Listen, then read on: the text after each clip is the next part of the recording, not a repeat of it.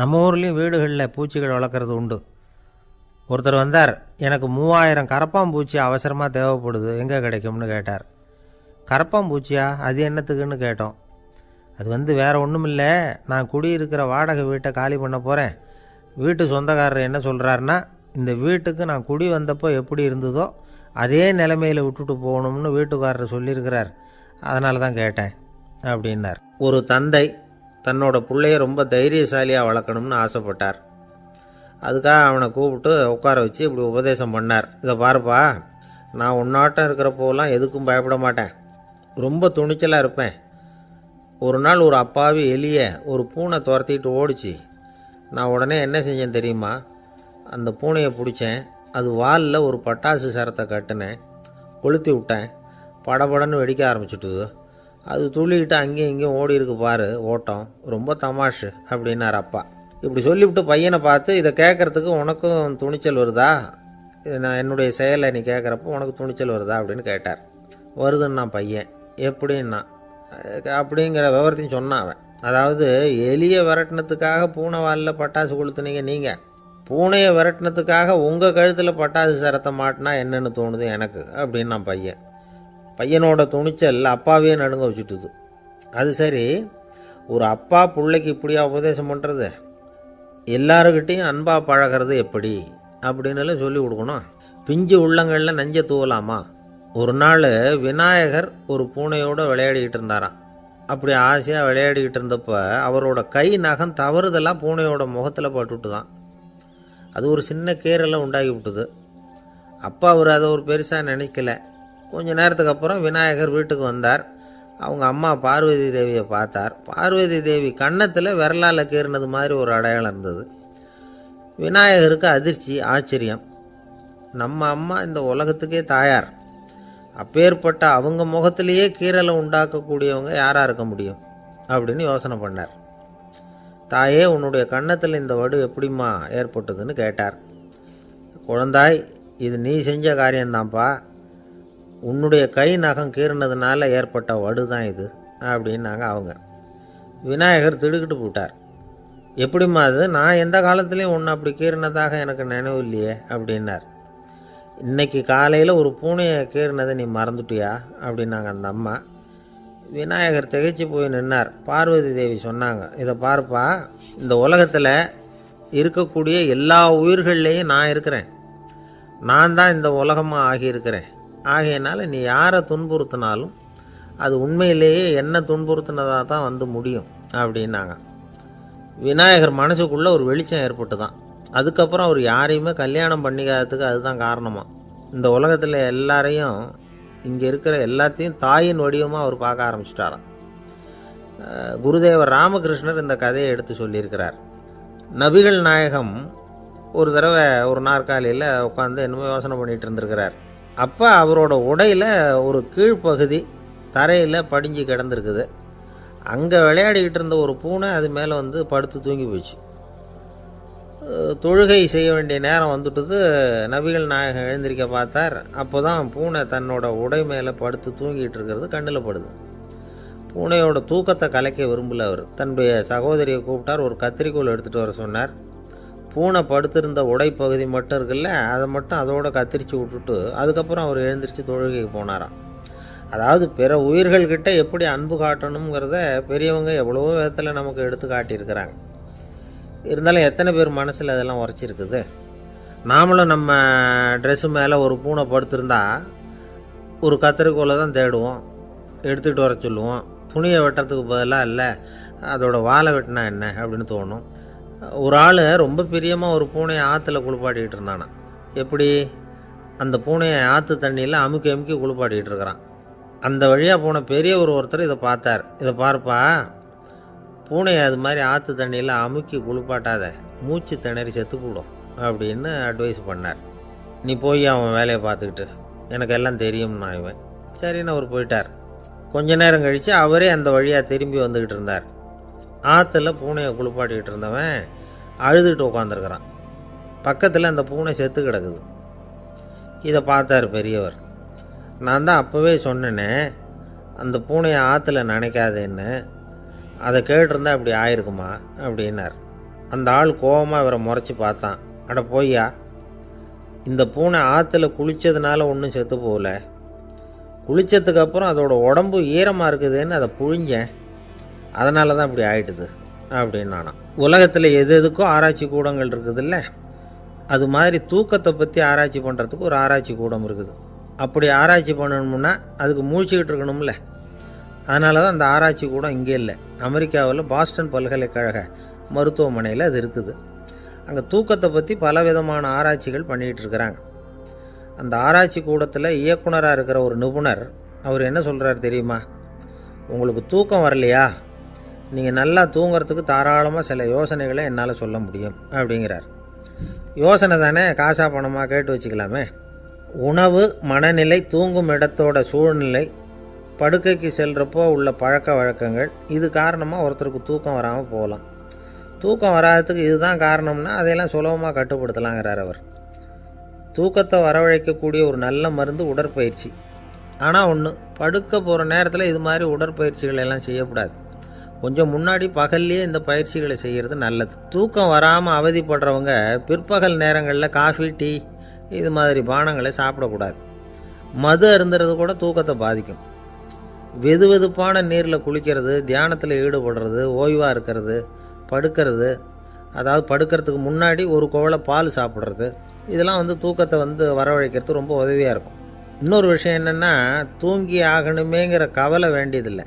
அப்படி நினச்சி கவலைப்படுறதை விட்டுடணும். தூக்கம் வரலையா, உடனே படுக்கையை விட்டு எழுந்திருக்க வேண்டியது. வெளியில் வாங்க, வேறு ஏதாவது வேலையில் ஈடுபடுங்க, கொஞ்சம் நேரம் உலாவுங்க, அல்லது ஏதாவது ஒரு புஸ்தகத்தை எடுத்து படிங்க. களைப்பு ஏற்பட்டால் மறுபடியும் படுக்கைக்கு போங்க, தூக்கம் தானே வந்துடும். ஒரு விஷயத்தை மட்டும் நல்லா ஞாபகத்தில் வச்சுக்கணும். படுக்கைக்கு போகிறப்போ உங்கள் மற்ற எல்லா பிரச்சனைகளையும் மறந்துடணும். அது எப்படி சார் முடியும், அந்த நேரம் தானே எல்லா பிரச்சனையும் வரிசையாக ஞாபகத்துக்கு வருது அப்படின்னு நாம் நினைக்கலாம். ஆனால் பழக்கத்தில் அதை நாம் மாற்றிக்க முடியும். கொஞ்சம் முயற்சி பண்ணணும், அவ்வளோதான். இது எல்லாமே ஆராய்ச்சி பண்ணி பார்த்துட்டு அந்த நிபுணர் சொல்கிற கருத்து தான். இன்னொரு விஷயமும் அவர் சொல்கிறார். அது என்னென்னா, உடல் கோளாறு காரணமாக தூக்கம் வராமல் அவதிப்படுறவங்களுக்கெல்லாம் இந்த யோசனைகள் சரியாக வராது அப்படிங்கிறார். அதுக்கெல்லாம் மருத்துவ சிகிச்சை கொடுத்து தான் சரி பண்ணணும். சில பேருக்கு நடு ராத்திரியில் மூச்சு திணறல் ஏற்பட்டு தூக்கம் வராமல் போயிடும். ஊரெல்லாம் தூங்குறப்போ தான் மட்டும் தூங்காமல் மூழ்கிட்டு இருக்கிறது, ஊரெல்லாம் மூழ்கிட்டு இருக்கிறப்போ தான் மட்டும் தூங்குறது, இது மாதிரி கோளாறுகளால் சில பேர் பாதிக்கப்படலாம். காலு தசை முறுக்கிக்கிறதுனால சில பேருக்கு அடிக்கடி விழிப்பு வரலாம். மன அழற்சி காரணமாக சில பேருக்கு தூக்கம் வராது. இது மாதிரி கோளாறுகளுக்கெல்லாம் அதுக்கு தகுந்த மாதிரி சிகிச்சை கொடுத்து தான் சரி பண்ண வேண்டியிருக்கும். எந்த கோளாறும் இல்லாமல் தூக்கம் வரலைன்னா ஆரம்பத்தில் சொன்ன முறைகளை கடைப்பிடிச்சு பார்க்கலாம். தூக்கம் வந்ததுன்னா யோசனை சொன்ன அந்த நிபுணருக்கு நன்றி சொல்லலாம். ஒருத்தர், ஏன் சார் பஸ்ஸில் தூங்குறது கெட்ட பழக்கமானு கேட்டார். இல்லையே, நான் கூட பஸ்ஸில் போகிறப்ப தூங்கிட்டு தானே போவேன் அப்படின்னார் இன்னொருத்தர். அப்புறம் ஏன் என்ன டிரைவர் வேலை வேணாம்னு வீட்டுக்கு அனுப்பி வச்சுட்டாங்க அப்படின்னாராம் அவர். ஒருத்தரை பார்த்து உன்னுடைய நண்பர்கள் யார் அப்படின்னு ஒரு கேள்வி கேட்டு பாருங்கள். கொஞ்சம் யோசித்து பதில் சொல்லுவாங்க. அவங்கக்கிட்டேயே உன்னுடைய எதிரிகள் யார் அப்படின்னு கேளுங்க, கடகடன்னு ஒப்பிச்சிருவாங்க. நம்ம மனசு இருக்க, அது எப்படின்னா, நம்ம நண்பர்களை விட எதிரிகளை அது நல்லா ஞாபகத்தில் வச்சுக்கும். இது ஒரு ஆச்சரியமான உண்மை. உங்களால் நண்பர்களை மறந்துட முடியும், ஆனால் எதிரிகளை மறந்துட முடியாது. இது ஒரு வேடிக்கையான நிலைமை தான்.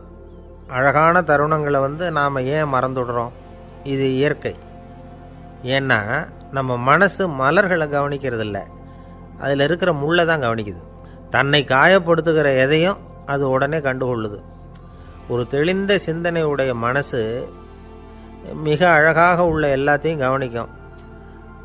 அது நன்றியுடன் உணரக்கூடிய எல்லாத்தையும் பார்த்து குறிச்சிக்கும். இப்படிப்பட்டவங்க வாழ்க்கை இயல்பாகவே நல்லா அமையும். அது ரொம்ப அபூர்வம். மனசில் உள்ள ஒரு சிறிய அமைப்பை மாற்றுவதை பொறுத்து தான் இந்த விஷயம் அப்படிங்கிறார் ஓஷோ. ஒரு யூத கோவில் இருந்து தான், அது யூதர்களின் மடமாகவும் இருந்தது. அங்கே ஒரு தலைமை குரு, அவர் ரொம்ப கண்டிப்பானவர்.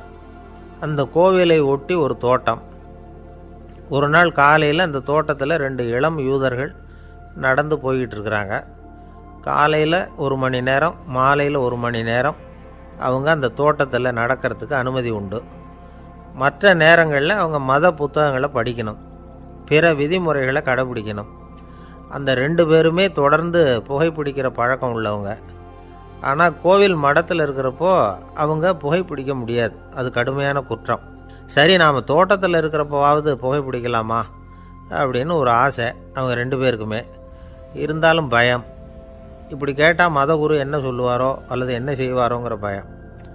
இப்படியே கொஞ்ச நாள் ஆச்சு. ஒரு நாள் இந்த 2 பேரில் ஒருத்தன் ரொம்ப கலங்கி போய் அந்த கோவிலிருந்து வெளியில் வந்துக்கிட்டு இருந்தான். வந்தவன் நேராக தோட்டத்து பக்கம் போனான். அங்கே இன்னொருத்தன் ஆனந்தமாக புகை பிடிச்சிக்கிட்டு இருக்கிறான். அதை பார்த்து தான் இவனுக்கு அதிர்ச்சி. அட கடவுளே, என்ன இது, நீ கேட்காமலே ஆரம்பிச்சிட்டியா அப்படின்னா. இல்லை இல்லை, நான் கேட்டுவிட்டு தான் ஆரம்பிச்சிருக்கேன்னா அவன். அப்படியா, என்ன மனுஷன் இவர், நானும் தான் கேட்டேன், என்னை கண்ணாமுன்னான்னு திட்டிவிட்டார். இது என்ன கோவிலா இல்லை நரகமா? உனக்கு புகை பிடிக்கணும்னு ஆசையாக இருந்தால் நரகத்துக்கு போகணும்னு சொல்லிவிட்டார். அது சரி, உன்னை மட்டும் எப்படி அனுமதிச்சார் அப்படின்னு கேட்டான் இவன். அவன் சிரிச்சுக்கிட்டே, நீ எப்படி கேட்ட சொல்லு அப்படின்னா. நாம் இந்த தோட்டத்துக்கு வர அனுமதிக்கப்பட்டிருக்கிறதே ஜபத்துக்காகத்தானே, அதனால் நான் ஜபம் சொல்லும் பொழுது புகை பிடிக்கலாமா அப்படின்னு கேட்டேன். அதுக்கு தான் அவர் சத்தம் போட்டு என்னை அடிக்கவே வந்துட்டார் அப்படின்னா இவன். நீ ஒரு மாதிரியாக கேட்டிருக்க, நான் வேறு மாதிரியாக கேட்டிருக்கிறேன். ஜபம் சொல்லும்போது புகை பிடிக்கலாமான்னு நீ கேட்டிருக்க. ஐயா, புகை பிடிக்கும் பொழுது ஜபிக்கலாமா அப்படின்னு நான் கேட்டேன். அதில் தப்பு ஒன்றும் இல்லை அப்படின்னு பதில் சொல்லிட்டார் அப்படின்னா. ஒரு சிறிய மாற்றம்தான் அது மிகப்பெரிய மாறுதலை ஏற்படுத்தி விட்டது. மனசு நல்ல விதமாக சிந்திக்க ஆரம்பிச்சுட்டுதுன்னா மகிழ்ச்சிக்கு பஞ்சம் இல்லை. ஒரு கஞ்சன் ஆற்றுல விழுந்துட்டான். வெள்ளத்தில் தத்தளிச்சிக்கிட்டு இருக்கிறான். கரையில் நின்ன ஒருத்தர், உன் கையை கொண்டா இப்படி பிடிச்சி இழுத்து கரையில் சேர்த்து விடுறேன்னார்.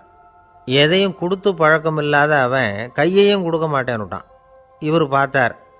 உன் கையை கொடுன்னு சொல்கிறதுக்கு பதிலாக நான் என் கையை கொடுக்குறேன், பிடிச்சிக்கோ அப்படின்னார். அவன் கப்புன்னு பிடிச்சிக்கிட்டான், இழுத்து கரையில் போட்டார். ஒரு காலத்தில் பிரஷ்யா அப்படின்னு ஒரு தேசம் இருந்தது. இப்போ ஜெர்மனி இருக்குல்ல, இதோட பெரும்பகுதி ஒரு காலத்தில் பிரஷ்யாங்கிற பேரில் இருந்தது. அப்போ அதுக்கு அரசராக இருந்தவர் மகா ஃப்ரெடரிக், அதாவது ஃப்ரெடரிக் தி கிரேட் அப்படின்னு சொல்லுவாங்க. அந்த ராஜாவுக்கு ஒரு சந்தேகம். நாம் பல வகையான வரிகளை விதித்து வசூல் பண்ணுறோம், அப்படி பண்ணி வருமானம் குறைஞ்சிக்கிட்டே போகுதே, இதுக்கு என்ன காரணமாக இருக்கும்? இதுதான் அவருக்கு ஏற்பட்ட சந்தேகம். ஒரு சமயம் அந்த அரசர் தம்முடைய அமைச்சர்களையும் பிரபுக்களையும் தளபதிகளையும் கூப்பிட்டு ஒரு விருந்து வச்சார். விருந்து முடிஞ்சதும் அவங்கள பார்த்து இந்த சந்தேகத்தை கேட்டார். வரிகள் அதிகமாக விதித்து வருமானம் குறையறதுக்கு என்ன காரணம் அப்படின்னு கேட்டார். பல பேருக்கு இதுக்கு சரியாக பதில் சொல்ல தெரியல. அனுபவசாலியான ஒரு தளபதி எழுந்திருச்சார். அரசே, அது எப்படிங்கிறத இப்போ உங்களுக்கு காட்டுறேன்னார். உடனே ஒரு பெரிய பனிக்கட்டி ஒன்றை தன்னுடைய கையில் எடுத்தார். அதை அப்படியும் எப்படியும் திருப்பி பார்த்தார். அப்புறம் அடுத்தவர்கிட்ட கொடுத்தார். அவரும் அதை அப்படியும் இப்படியும் திருப்பி பார்த்துட்டு அடுத்தபடியாக இருந்தவர்கிட்ட கொடுத்தார். இப்படியே இதை ஒவ்வொருத்தராக பார்த்துட்டு ஒவ்வொரு கையாக மாறி கடைசியில் மன்னர் கைக்கு போய் சேர்ந்தது. மன்னர் கைக்கு அந்த பனிக்கட்டி போய் சேர்ந்தப்போ அது கொஞ்சம் கொஞ்சமாக உருகி ஒரு பட்டாணி கடலை சைஸுக்கு ஆகிட்டுது. மன்னர் யோசனை பண்ணார். வரி அதிகமாக போட்டாலும் வந்து சேர்றது குறைவாக இருக்கிறதுக்கு என்ன காரணம் அப்படிங்கிறது அவருக்கு புரிஞ்சு போச்சு. காலம்தான் மாறிக்கிட்டு இருக்கே தவிர இந்த கையூட்டு வாங்குகிற பழக்கம் மாறினதாக தெரியல. இன்னொரு ராஜா இருந்தார். அவர் தன்னுடைய ராஜாங்கத்தில் லஞ்ச ஊழலே சுத்தமாக இருக்கக்கூடாது அப்படின்னு நினச்சார். அவர்கிட்ட பல்வேறு துறைகளுக்கும் பொறுப்பாக இருந்த பல பேரும் ரொம்ப சுத்தமாகவும் நேர்மையாகவும் இருந்தாங்க. ஒரே ஒருத்தர் மட்டும் எல்லார்கிட்டையும் லஞ்சம் வாங்கிட்டே இருந்தார். அவரை வேறு வேறு துறைகளுக்கு மாற்றி பார்த்தாரு. அந்த ராஜா என்னென்னமோ பண்ணி பார்க்குறாரு. எந்த வேலையை கொடுத்தாலும் அதுலேயும் லஞ்சம் வாங்கிறதுக்கு ஒரு வழியை உண்டு பண்ணிக்குவார் அந்த ஆள்.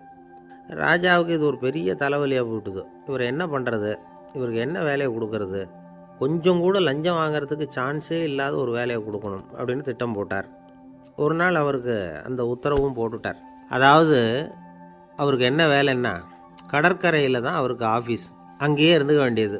தினமும் எத்தனை கடல் அலை கரையில் வந்து மோதுது அப்படிங்கிறத கணக்கெடுத்து ராஜாவுக்கு தெரிவிக்க வேண்டியது. இதுதான் அவருக்கு வேலை. பேசாமல் அலையை எண்ணிட்டு உட்காந்துருக்கிட்டோம், அப்போவாவது அவர் லஞ்சம் வாங்குகிற சந்தர்ப்பம் இல்லாமல் போயிடும் அவருக்கு அப்படின்னு நினச்சார் ராஜா. இந்த ஆள் கடற்கரைக்கு போய் டியூட்டியில் ஜாயின் பண்ணிக்கிட்டார்.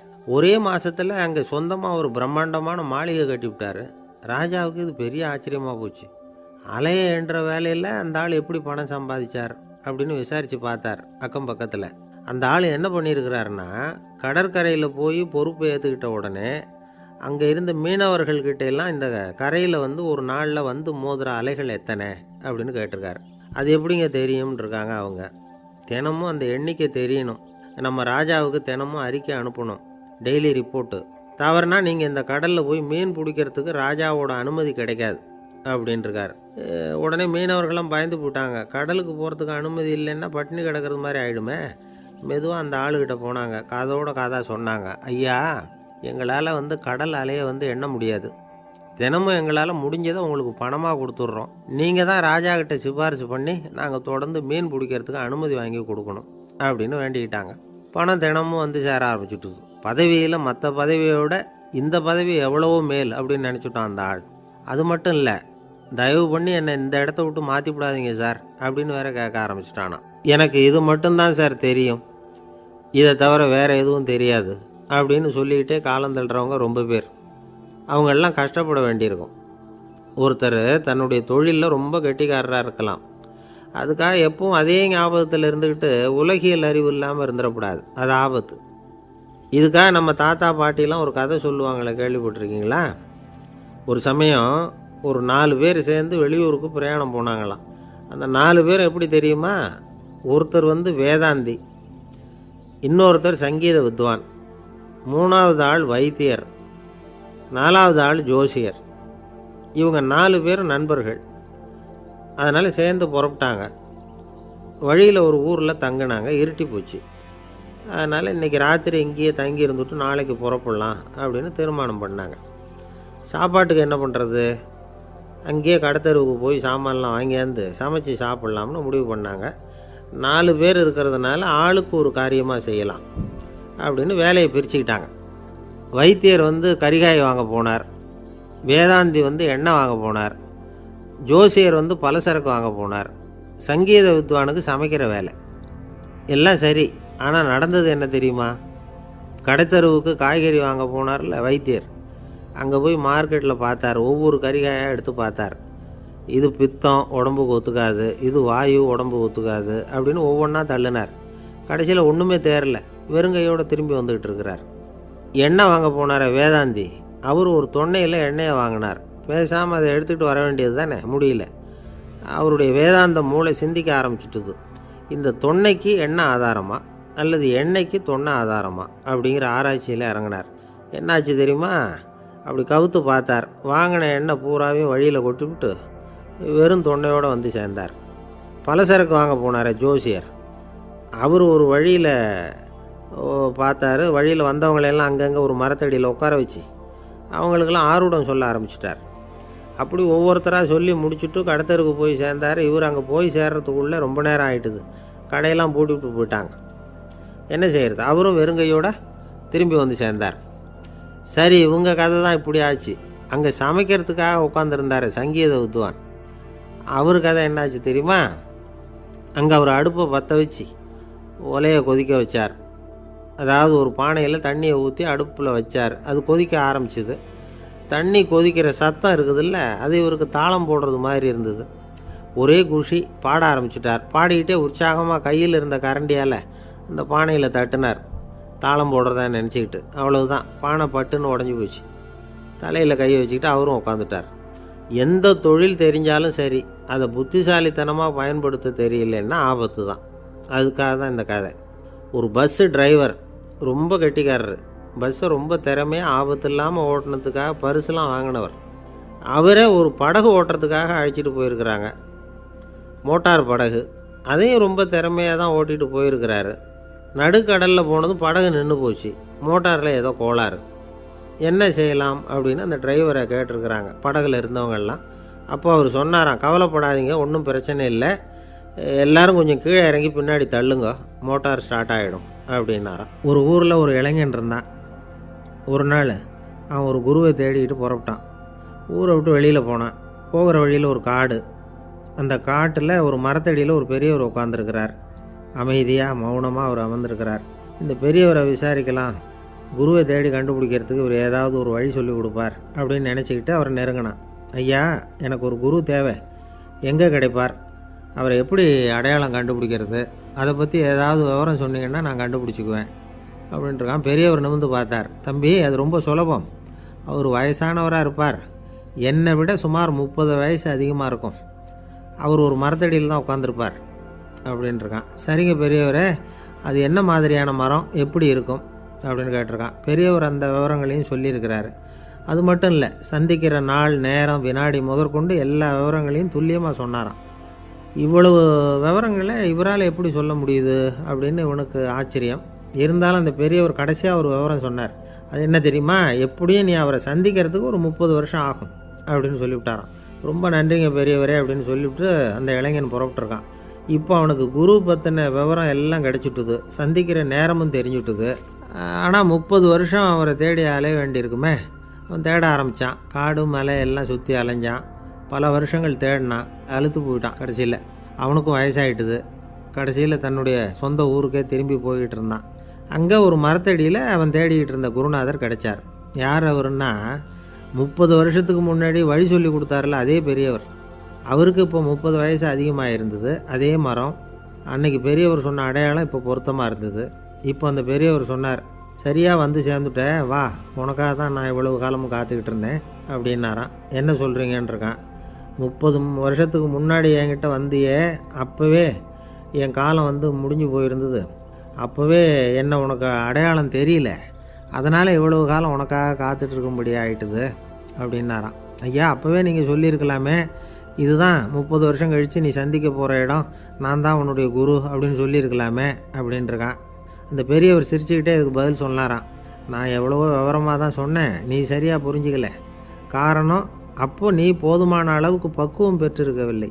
அதனால் புரியும் சக்தி இல்லாமல் போயிட்டுதப்போ 30 ஆண்டு காலம் நீ அலைஞ்சி தெரிஞ்சிருக்கிற. அது காரணமாக இப்போ உனக்கு அந்த பக்குவம் வந்துட்டுது. அதனால தான் அடையாளம் காண முடிஞ்சுது, நானே உன்னுடைய குரு அப்படின்னாராம். இதிலேருந்து என்ன தெரியுதுன்னா, ஆன்மீகத்தில் மாணவனாக சேர்றதுக்கு கூட ஒரு பக்குவத்தன்மை தேவைப்படுது. ஒரு பெரிய ஞானி, அவர்கிட்ட ஒரு சீடனாக இருக்க ஒருத்தன் வந்தான், எதிரில் நின்னான். ஞானி அவனை வெகு நேரம் உற்று பார்த்தார். அப்புறம் சொன்னார், சீடனாக இருக்கிறது ரொம்ப சிரமம்னார். நான் தயாராக இருக்கிறேன்னா. அது இன்னமும் சிரமமாச்சே, இங்கே வந்து குருவாக இருக்கிறது மட்டுமே சுலபம் அப்படின்னாராம். அப்படின்னா நான் குருவாகவே ஆகிடுறேன் அப்படின்னானா. இது போலவே இந்த காலத்தில் கதை ஒன்று உண்டு. ஒரு பள்ளிக்கூடத்தில் வகுப்பு ஆசிரியர் மாணவனை திட்டிக்கிட்டு இருந்தார். டேய், நீ 100க்கு 10 மார்க்கு தான் வாங்கிக்கிட்டு இருக்க. இவ்வளவு மோசமாக நீ படித்தா கடைசியில் மாடு மேய்க்கிறது கூட லாய்க்கு இல்லாதவனா ஆகிடுவேன். அதுக்கப்புறம் என்ன செய்ய போகிறேன் அப்படின்னாராம். பையன் தலையை சொரிஞ்சிக்கிட்டே சொன்னானா, சார் அப்படின்னா ஒன்று செய்கிறேன் அப்படின்னானா. இவர் கேட்டிருக்கார், என்ன செய்ய போகிறேன்னு. வேறு என்ன சார், உங்களை மாதிரி ஒரு ஆசிரியர் ஆகிடுறேன் அப்படின்னானா. இமயமலை அடிவாரத்தில் ஒரு மடம், அங்கே ஒரு சன்னியாசி இருந்தார். அவர்கிட்ட ஒருத்தர் வந்தார். சுவாமி, ஆசையை உதற நினைக்கிறேன், முடியல, ஒட்டிக்கிட்டே வருது அப்படின்னாராம். இப்படி உட்கார, ஒரு கதை சொல்கிறேன் அப்படின்னு சொல்லி அவர் சொல்ல ஆரம்பித்தாராம்.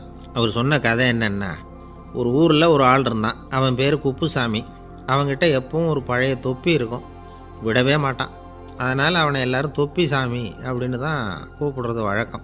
ஒரு புது தொப்பி வாங்கிக்கப்படாதாப்பா அப்படின்னு நண்பர்கள்லாம் சொல்லி பார்த்தாங்க. பணத்துக்கு எங்கே போவேன் அப்படின்னு விட்டானான். பணம் வச்சுருக்கான், செலவு பண்ண மனசு வரல, மகா கஞ்சன். பழைய பாட்டில்கள்லாம் வாங்கி விற்றுக்கிட்டு இருந்தான். அப்படி ஒரு தடவை பழைய கண்ணாடி சாமான்களை ஏலத்தில் எடுத்தப்போ அதில் ஒரு அருமையான சென்ட்டு பாட்டில் கிடச்சிது. உடனே ஒரு ஐடியா பண்ணான். அந்த சென்ட்டை வந்து சின்ன சின்ன பாட்டில்களில் அடைச்சி ஜன்னல் ஓரமாக அடுக்கி வச்சுட்டான். அதை விற்றா நிறைய பணம் கிடைக்குமே. அதனால் இதுக்கு இடையில் ஒரு நாள் அவன் வந்து அப்படியே உட்காந்துருந்தான். அந்த நேரம் நண்பன் வந்தான். ஏண்டா, உன் பழைய தொப்பியை மாற்றப்படாதா, ஊரில் எல்லோரும் கேலி பேசுகிறாங்களே ஒன்று தொப்பி சாமின்னு அப்படின்னு சொல்லி கேட்டிருக்கான். இந்த சென்ட்டு பாட்டில் விற்றதும் பணம் வரும், அதுக்கப்புறம் பார்க்கலாம் அப்படின்னு நானா. இவன் சரி வா, நீச்சல் குளத்துக்கு போயிட்டு வருவோம் அப்படின்னு கூப்பிட்ருக்கான் நண்பன். 2 பேரும் போனாங்க. அதே நேரம் அந்த ஊர் நீதிபதியும் அங்கே குளிக்க வந்தாராம். அவர்கிட்ட இருந்தது விலை வசந்த ஒரு புது தொப்பி. அதை அங்கே இருந்த ஸ்டாண்டில் மாட்டிவிட்டு குளிக்க போனார். இதுக்கிடையில் குப்புசாமி குளிச்சுட்டு வந்தான். அவனுடைய பழைய தொப்பியை காணலை. அந்த புது தொப்பியை பார்த்தா இது நண்பனுடைய வேலை தான் அப்படிங்கிறதாக புரிஞ்சுக்கிட்டு அதை எடுத்து மாட்டிகிட்டு வந்துட்டான். நீதிபதி குளிச்சுட்டு வந்து பார்க்குறாரு, தொப்பியை காணும். போலீஸில் புகார் கொடுத்தார். அவங்க வந்து தேடினாங்க. ஒரு மூலையில் பழைய தொப்பி கிடச்சிது. அடடா, இது நம்ம குப்புசாமியோட தொப்பி இல்லையா அப்படின்னு நானா ஒருத்தன். உடனே அவன் வீட்டுக்கு தேடிட்டு போயிருக்காங்க. அங்கே போய் பார்த்தா புது தொப்பி அங்கே இருக்குது. உடனே அவனுக்கு 1000 ரூபா அபராதம் போட்டாங்களாம். அவன் பணத்தை கட்டிவிட்டு ரொம்ப எரிச்சலோடு வீட்டுக்கு வந்தான். பழைய தொப்பி கண்ணில் பட்டுது. மறுபடியும் உன்னால் தானே எனக்கு 1000 ரூபா நஷ்டம் அப்படின்னு சொல்லி அதை எடுத்துக்கிட்டு அப்படி போயிருக்கான். அந்த ஊர் குளத்தில் வீசி எரிஞ்சிட்டு வந்துட்டான். அது மீன் பிடிக்கிற ஒருத்தன் கையில் சிக்கிச்சு. அவன் வர்ற வழியில் அதை எடுத்து வேகமாக வீசி எறிஞ்சான். அது நேராக குப்புசாமி வீட்டு ஜன்னல் வழியாக உள்ளே வந்து இந்த சென்ட்டு பாட்டில்கள் மேலே விழுந்து எல்லாம் உடஞ்சி நொறுங்கி போச்சு. குப்புசாமி பார்த்தான். தோட்டத்தில் ஆழமாக ஒரு குழியை வெட்டினான். அந்த தொப்பியை போட்டான், மூடிவிட்டான். இதை அடுத்த வீட்டுக்காரன் பார்த்தான். ஏதோ புதையல் தான் வச்சுருக்கான் போல இருக்குன்னு நினச்சான். போலீஸில் போய் புகார் கொடுத்துட்டான். மறுபடியும் போலீஸ் குழியை தோண்டினாங்க. பழைய தொப்பி மறுபடியும் வெளியில் வந்தது. எல்லோரும் சிரிக்கிறாங்க. அன்னைக்கு ராத்திரியே அந்த தொப்பியை எடுத்துக்கிட்டு நேராக புறப்பட்டான். ஒரு கல்லில் அதை சேர்த்து கட்டி குடிநீர் தொட்டி இருக்கும்ல, அதில் போட்டுட்டு வந்துட்டான். இனிமேல் என்ன பண்ணும் பார்ப்போன்னு. ஒரு நாள் திடீர்னு குழாயெல்லாம் அடைப்பட்டு போச்சு. மாநகராட்சி அலுவலர்கள் வந்து என்னன்னு பார்த்தா அந்த பழைய தொப்பி குழாயை அடைச்சிக்கிட்டு இருக்குது. இது குப்புசாமியோட தொப்பிங்கிறது தான் எல்லாருக்கும் தெரியுமே. உடனே குடிநீரை வந்து பாழாக்கணத்துக்காக குப்புசாமிக்கு கோர்ட்டு 2500 ரூபா அபராதம் போட்டுவிட்டுது. அதையும் கட்டிவிட்டு வெளில வந்தான். கடைசியாக முடிவு பண்ணான். ஒரு நெருப்பு குச்சியை கிழிச்சான். தொப்பியை கொளுத்தினான். எரிஞ்சுது. எடுத்து வெளில எரிஞ்சான். கொஞ்ச நேரத்தில் தீ அணைப்பு படம் வந்துட்டுது. ஆமாம், இவன் எடுத்து எரிஞ்சது வெளியில் விழுந்து வீட்டு கூரையே பற்றிக்கிட்டு எரிய ஆரம்பிச்சுட்டுது. அவனோட பணத்தாசையும் அதோடு சேர்ந்து எரிஞ்சு போச்சான். இப்படி ஒரு கதை. இந்த கதையை சொல்லி முடித்தார் அந்த இமயமலை அடிவாரத்தில் இருந்த சன்னியாசி. இப்போ அந்த குப்புசாமி எங்கே இருக்கிறான்னு கேட்டார் எதிரில் இருந்தவர். இதோ உன் எதிரிலே இருக்கிறான், நான் தான் அந்த குப்புசாமி அப்படின்னாரான் அந்த சன்னியாசி. அந்த குப்புசாமிகிட்ட இருந்தது மாதிரி ஒரு பழைய தொப்பி நம்ம ஒவ்வொருத்தர்கிட்டையும் உண்டு. அதை எப்படி தொலைக்கிறதுன்னு தெரியாமல் தடுமாறிக்கிட்டு இருக்கிறோம். அது என்ன தொப்பிங்கிறீங்களா? அதுதான் நம்மை சூழ்ந்திருக்கிற மாயை அப்படிங்கிறார் சுவாமி சின்மயானந்தர். மெய்ஞானம் கிடைக்கிறப்போ மாயை வந்து எரிஞ்சு போகும் அப்படிங்கிறது அவருடைய கருத்து. நம்மால் ஒருத்தர் வேகமாக ஓடி வந்தார். காலில் மாட்டியிருந்த பழைய செருப்பு ரெண்டையும் ஆவேசமாக தூக்கி ஒரு கிணத்துல போட்டுட்டு வெறுங்காலோடு நடந்து வந்துக்கிட்டு இருக்கிறார். ஏன் அப்படி பண்ணீங்க அப்படின்னு கேட்டோம். அந்த செருப்புக்கு சொந்தக்காரன் வந்து பின்னாடி வந்துக்கிட்டு இருக்கிறான், அதனால் அப்படி பண்ணேன் அப்படிங்கிறார் இவர். காசியில் இருக்கிற கடவுள் காசி விஸ்வநாதர், அங்கே இருக்கிற தேவி காசி விசாலாட்சி. இவங்க 2 பேரும் ஒரு நாள் பேசிக்கிட்டு இருந்தப்போ கடவுள் சொன்னார், இந்த மனிதர்களை நாம் ரொம்பவும் நம்பிக்கையோடு தான் படைச்சிருக்கிறோம். இருந்தாலும் அவங்களுக்கு தான் நம்பிக்கை இல்லை, எதுலேயும் ஒரு உண்மையான நம்பிக்கை இல்லாமல் வாழ்ந்துக்கிட்டு இருக்கிறாங்க அப்படின்னார். என்ன அப்படி சொல்கிறீங்க? அதோ பாருங்கள், எவ்வளவு பேர் காசியை தேடிட்டு வந்து கங்கையில் குளிச்சுக்கிட்டு இருக்கிறாங்க. அவங்களெலாம் நம்பிக்கை இல்லைன்னா இவ்வளவு தூரம் தேடிட்டு வந்து இங்கே குளிப்பாங்களா அப்படின்னு நாங்கள் தேவி. சரி, அதை சோதித்து பார்க்கலாம் அப்படின்னு 2 பேரும் முடிவு பண்ணிக்கிட்டாங்க. உடனே ஒரு திட்டம் போட்டாங்க. அது எப்படின்னா, நாம் 2 பேருமே பக்தர்கள் மாதிரி உருவத்தை மாற்றிக்கிட்டு கங்கை கரைக்கு போக வேண்டியது. நான் வந்து கங்கையில் இறங்கி குளிக்கிறேன். கொஞ்ச நேரத்தில் சுழலில் மாட்டிக்கிட்டது மாதிரி நடிக்கிறேன். நீ உடனே கரையிலிருந்து சத்தம் போடும், என்னோட வீட்டுக்காரரை யாராவது காப்பாற்றுங்களேன்னு சத்தம் போடும். அதோடு இன்னொன்று சொல்லு, யாராவது ஒரு புண்ணிய ஆத்மா அவர்கிட்ட போய் அவருடைய முடியை பிடிச்சி இழுக்கணும். அப்படி ஒரு சாபம் இருக்குது எங்களுக்கு. புண்ணிய ஆத்மா, அதாவது எந்த பாவமும் செய்யாத இல்லாத ஒருத்தர் தான் அவரை காப்பாற்ற முடியும். அப்படிப்பட்டவங்க யாராவது வெள்ளத்தில் குதித்து என்னுடைய கணவரை காப்பாற்றுங்கோ அப்படின்னு நீ சத்தம் போடு, கூச்சல் போடு, என்ன நடக்குதுன்னு பார்க்கலாம் அப்படின்னார் கடவுள். சரின்னு சொல்லி 2 பேருமா சாதாரண பக்தர்கள் மாதிரி கங்கை கரைக்கு வந்து சேர்ந்தாங்க. அவர் இறங்கி குளித்தார். திட்டம் போட்டது மாதிரியே சுழலில் மாட்டிக்கிட்டது மாதிரி கத்துனார். கரையில் இருந்த அந்த அம்மா, ஐயோ என் கணவரை காப்பாற்றுங்களேன், யாராவது காப்பாற்றுங்களேன்னு கத்துனாங்க. பல பேர் ஓடி வந்தாங்க. உடனே இவங்க, பாவம் இல்லாத புண்ணிய ஆத்மா ஒருத்தரால் தான் என்னுடைய கணவர் காப்பாற்றப்படணுங்கிறது விதி, அப்படி ஒரு சாபம் இருக்குது, அதனால் புண்ணிய ஆத்மா யாராவது அவர்கிட்ட போய் அவர் முடியை பிடிச்சி தூக்குனா அவரை காப்பாற்றி போடலாம் அப்படின்னாங்க. இவங்க இப்படி சொன்னதும் எல்லாரும் திகைச்சு போய் நின்றுட்டாங்க. ஒவ்வொருத்தருக்கும் அவங்க செஞ்ச பாவம்லாம் ஒவ்வொன்றா ஞாபகத்துக்கு வர ஆரம்பிச்சுட்டுது. சரி, இதுக்கு நாம லாயக்கு இல்லை அப்படின்னு சொல்லி ஒதுங்கி போக ஆரம்பிச்சிட்டாங்க எல்லாம். இந்த சமயத்தில் யாரோ ஒருத்தர் வேகமாக ஓடி வந்தார். ஆற்றுல குதிச்சார். அவர்கிட்ட போனார், முடியை பிடிச்சார், தூக்குனார், அவரை காப்பாற்றி கரைக்கு கொண்டுட்டு வந்துட்டார். அப்படி காப்பாற்றின அந்த ஆளை இவங்க 2 பேரும் தனியாக கூப்பிட்டுக்கிட்டு ஒரு மண்டபத்துக்கு வந்துட்டாங்க. வந்து விசாரிக்கிறாங்க. நீ யாரப்பா அப்படின்னு கேட்குறாங்க. ஏதும் தெரியாத மாதிரி. நான் இந்த ஊர் அன்ன சத்திரத்தில் வேலை செய்கிற ஒரு சமையல்காரன் அப்படிங்கிறார். நீ வந்து கங்கையில் குளிக்கிறது உண்டான்னு கேட்டிருக்காங்க. நான் இந்த ஊர்லேயே தான் இருக்கிறேன், இருந்தாலும் தினமும் கங்கையில் குளிக்கிறது இல்லை, எப்பாவது ஒரு நாள் அங்கே குளிப்பேன் அப்படின்னார். கங்கையில் மூழ்கி எழுந்திரிச்சா பாவம்லாம் தொலையும்னு சொல்கிறாங்க. அப்படி இருக்கிறப்போ அங்கே இன்றைக்கி கங்கையில் குளிச்சுக்கிட்டு இருக்கிறவங்கெல்லாம் தங்களை வந்து புண்ணிய ஆத்மாவா நினைக்கல. கங்கையில் குளிக்காத நீ உன்னை வந்து புண்ணிய ஆத்மாவா நினச்சி என்னை காப்பாற்ற வந்திருக்கிற, அது எப்படி அப்படின்னு கேட்டார்.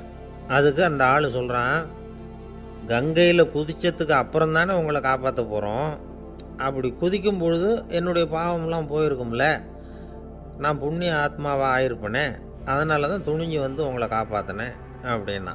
கடவுளும் தேவியும் அவனுக்கு வந்து காட்சி கொடுத்தாங்களாம். இப்படி ஒரு கதை உண்டு. அதாவது கங்கையில் குளிச்சுக்கிட்டு இருக்கிறவங்களுக்கே தங்களுடைய பாவம் போகுங்கிற நம்பிக்கை பரிபூர்ணமாக இல்லை, குளிக்காத ஒருத்தனுக்கு அந்த நம்பிக்கை இருந்தது. அதனால் அவனால் கடவுளை பார்க்க முடிஞ்சது. கடவுளை வந்து நாமளும் பார்க்க முடியுமா முடியாதா அப்படிங்கிற குழப்பம்லாம் நமக்கு வேண்டியதில்லை. நம்பிக்கையோடு வாழணுங்கிற உண்மையை மட்டும் இந்த கதையிலேருந்து புரிஞ்சுக்கிட்டா போதும். ஏன்னா இந்த கதையை கேட்டுட்டு ஒரு நண்பன் குதர்க்கமாக ஒரு கேள்வி கேட்டான். ஏன் சார், கங்கையில் குளித்தா பாவம் போடும்னு சொல்கிறீங்களே, நான் எனக்கு வேண்டாத ஒருத்தனை அழைச்சிட்டு போய் கங்கையிலேயே தள்ளி விட்டுட்டு அதுக்கப்புறம் அங்கேயே முழுக்க போட்டுட்டு நான் செஞ்ச பாவத்தை வந்து அதுலேயே கழுவி விட்டுட்டு மறுபடியும் உங்ககிட்ட வந்துடுறேன்னு வச்சுக்கோங்க, நீங்கள் என்னை வந்து புண்ணிய ஆத்மான்னு ஏற்றுக்குவீங்களா அப்படிங்கிறான். ஆள் கொஞ்சம் ஆசைந்தான், நம்மளே அங்கே அழைச்சிட்டு போனாலும் போயிடுவான். வாழ்க்கையில் சில சந்தர்ப்பங்களில் நாம் வந்து சில அவமானங்களை சந்திச்சே தீர வேண்டியிருக்கு. என்ன பண்ணுறது, காலம் அப்படி. அவமானப்படுறவங்க உடனே அடங்கி போயிடுறது தான் உலக வழக்கம். அவமானப்பட்டால் உடனே சீறி எழறவங்களும் உண்டு. ஆனால் அதையே ஒரு சவாலாக எடுத்துக்கிட்டு முன்னுக்கு வர்றவங்களும் சில பேர் இருக்கிறாங்க. அவங்க ரொம்ப அபூர்வம். இன்றைக்கி மனோதத்துவ நிபுணர்கள்லாம் என்ன சொல்கிறாங்க தெரியுமா? அவமானப்பட்டுட்டா உடனே அடங்கி போயிடக்கூடாதான், அதையே ஒரு சவாலாக எடுத்துக்கிட்டு மனசில் ஒரு வைராக்கியத்தோடு முயற்சி பண்ணினா வாழ்க்கையில் எல்லாரும் முன்னேறலாமா. அவமானங்கிறத நாம் வந்து வைராக்கியமாக மாற்றிக்கணும், அதுதான் வெற்றிக்கு வழி. ராமர் வந்து இந்த பூமியில் பிறந்ததே ஒரு வைராக்கியத்தினால தான் சார் அப்படின்னார் ஒருத்தர். எப்படிங்க அது அப்படின்னு கேட்டேன். அவர் சொன்னார், தசரதருக்கு ராமர் வந்து குழந்தையாக வந்து பிறக்கணும், அப்போ தான் இங்கே இருக்கிற கஷ்டங்கள்லாம் நீங்கும் அப்படின்னு சர்வ லோகமும் எதிர்பார்த்துக்கிட்டு இருக்குது. ஆனால் அவர் எப்போ வந்து பிறப்பார் அப்படின்னு யாருக்கும் தெரியல. அந்த காரியம் சீக்கிரம் நடக்கணுமே, அதுக்கு என்ன பண்ணுறது? நாரதர் வந்தார் ஒரு நாள் தசரதரை தேடி. தசரதா, உனக்கு ஒரு செய்தி தெரியுமான்னு ஆரம்பித்தார். அவர் எப்பவும் இப்படித்தானே ஆரம்பிக்கிறது வழக்கம். என்ன விஷயம்னு கேட்டார் தசரதர். தசரதா, நீ அடிக்கடி உன்னோட தேரில் ஏறிக்கிட்டு தேவலோகத்துக்கு போகிற, அங்கே போகிற வர்ற எல்லாம் பண்ணிகிட்ருக்க, எல்லாம் சரி. தேவலோகத்துலேயும் உன்னை நல்லபடியாக தான் வரவேற்கிறாங்க. தேவேந்திரன் உன்னை பிரியமாக அழைச்சிட்டு போய் தன்னுடைய அரியாசனத்திலேயே தனக்கு பக்கத்திலேயே உட்கார வைக்கிறான். நீயும் சந்தோஷமாக உட்காந்து பேசிவிட்டு வந்துடுற. ஆனால் நீ இங்கே வந்ததுக்கு அப்புறம் அங்கே என்ன நடக்குது தெரியுமா உனக்கு அப்படின்னாரான் நாரதர். என்ன நடக்குது எனக்கு ஒன்றும் தெரியலையே அப்படின்னாரான் தசரதர். நாரதர்கிட்ட வந்து கிட்டத்தில் வந்து கேட்டிருக்கார், கொஞ்சம் சொல்லுங்கள் என்னது அப்படின்னு. அவர் நெருங்கி வந்தாரான் நாரதரும். மெதுவாக அவர் காதோட காதாக சொன்னாராம். அதாவது நம்ம பாஷையில் சொல்லப்போனால் பற்ற வைக்கிறார். நீ அங்கே தேவேந்திரங்கிட்ட உட்காந்து பேசிவிட்டு வந்த பிறகு நீ அங்கே உட்காந்துருந்த அரியாசனத்தை தண்ணி ஊற்றி கழுவி சுத்தப்படுத்துகிறாங்க. நீ என்ன அந்த அளவுக்கு சுத்தம் இல்லாத ஆளா, தினம் குளிக்காமையாக இருக்கிற அப்படின்னாராம். தசரதருக்கு இது ரொம்ப அவமானமாக போயிட்டுது. அப்படியே செய்கிறாங்க அப்படின்னாராம். ஆமாம், நீ வேணும்னா நான் சொல்கிறது உண்மையா இல்லையா அப்படின்னு சோதனை பண்ணி பார்த்துக்கோ அப்படின்னாரான் நாரதர். உடனே தசரதர் இதுக்காகவே புறப்பட்டு தேவலோகம் போனார்.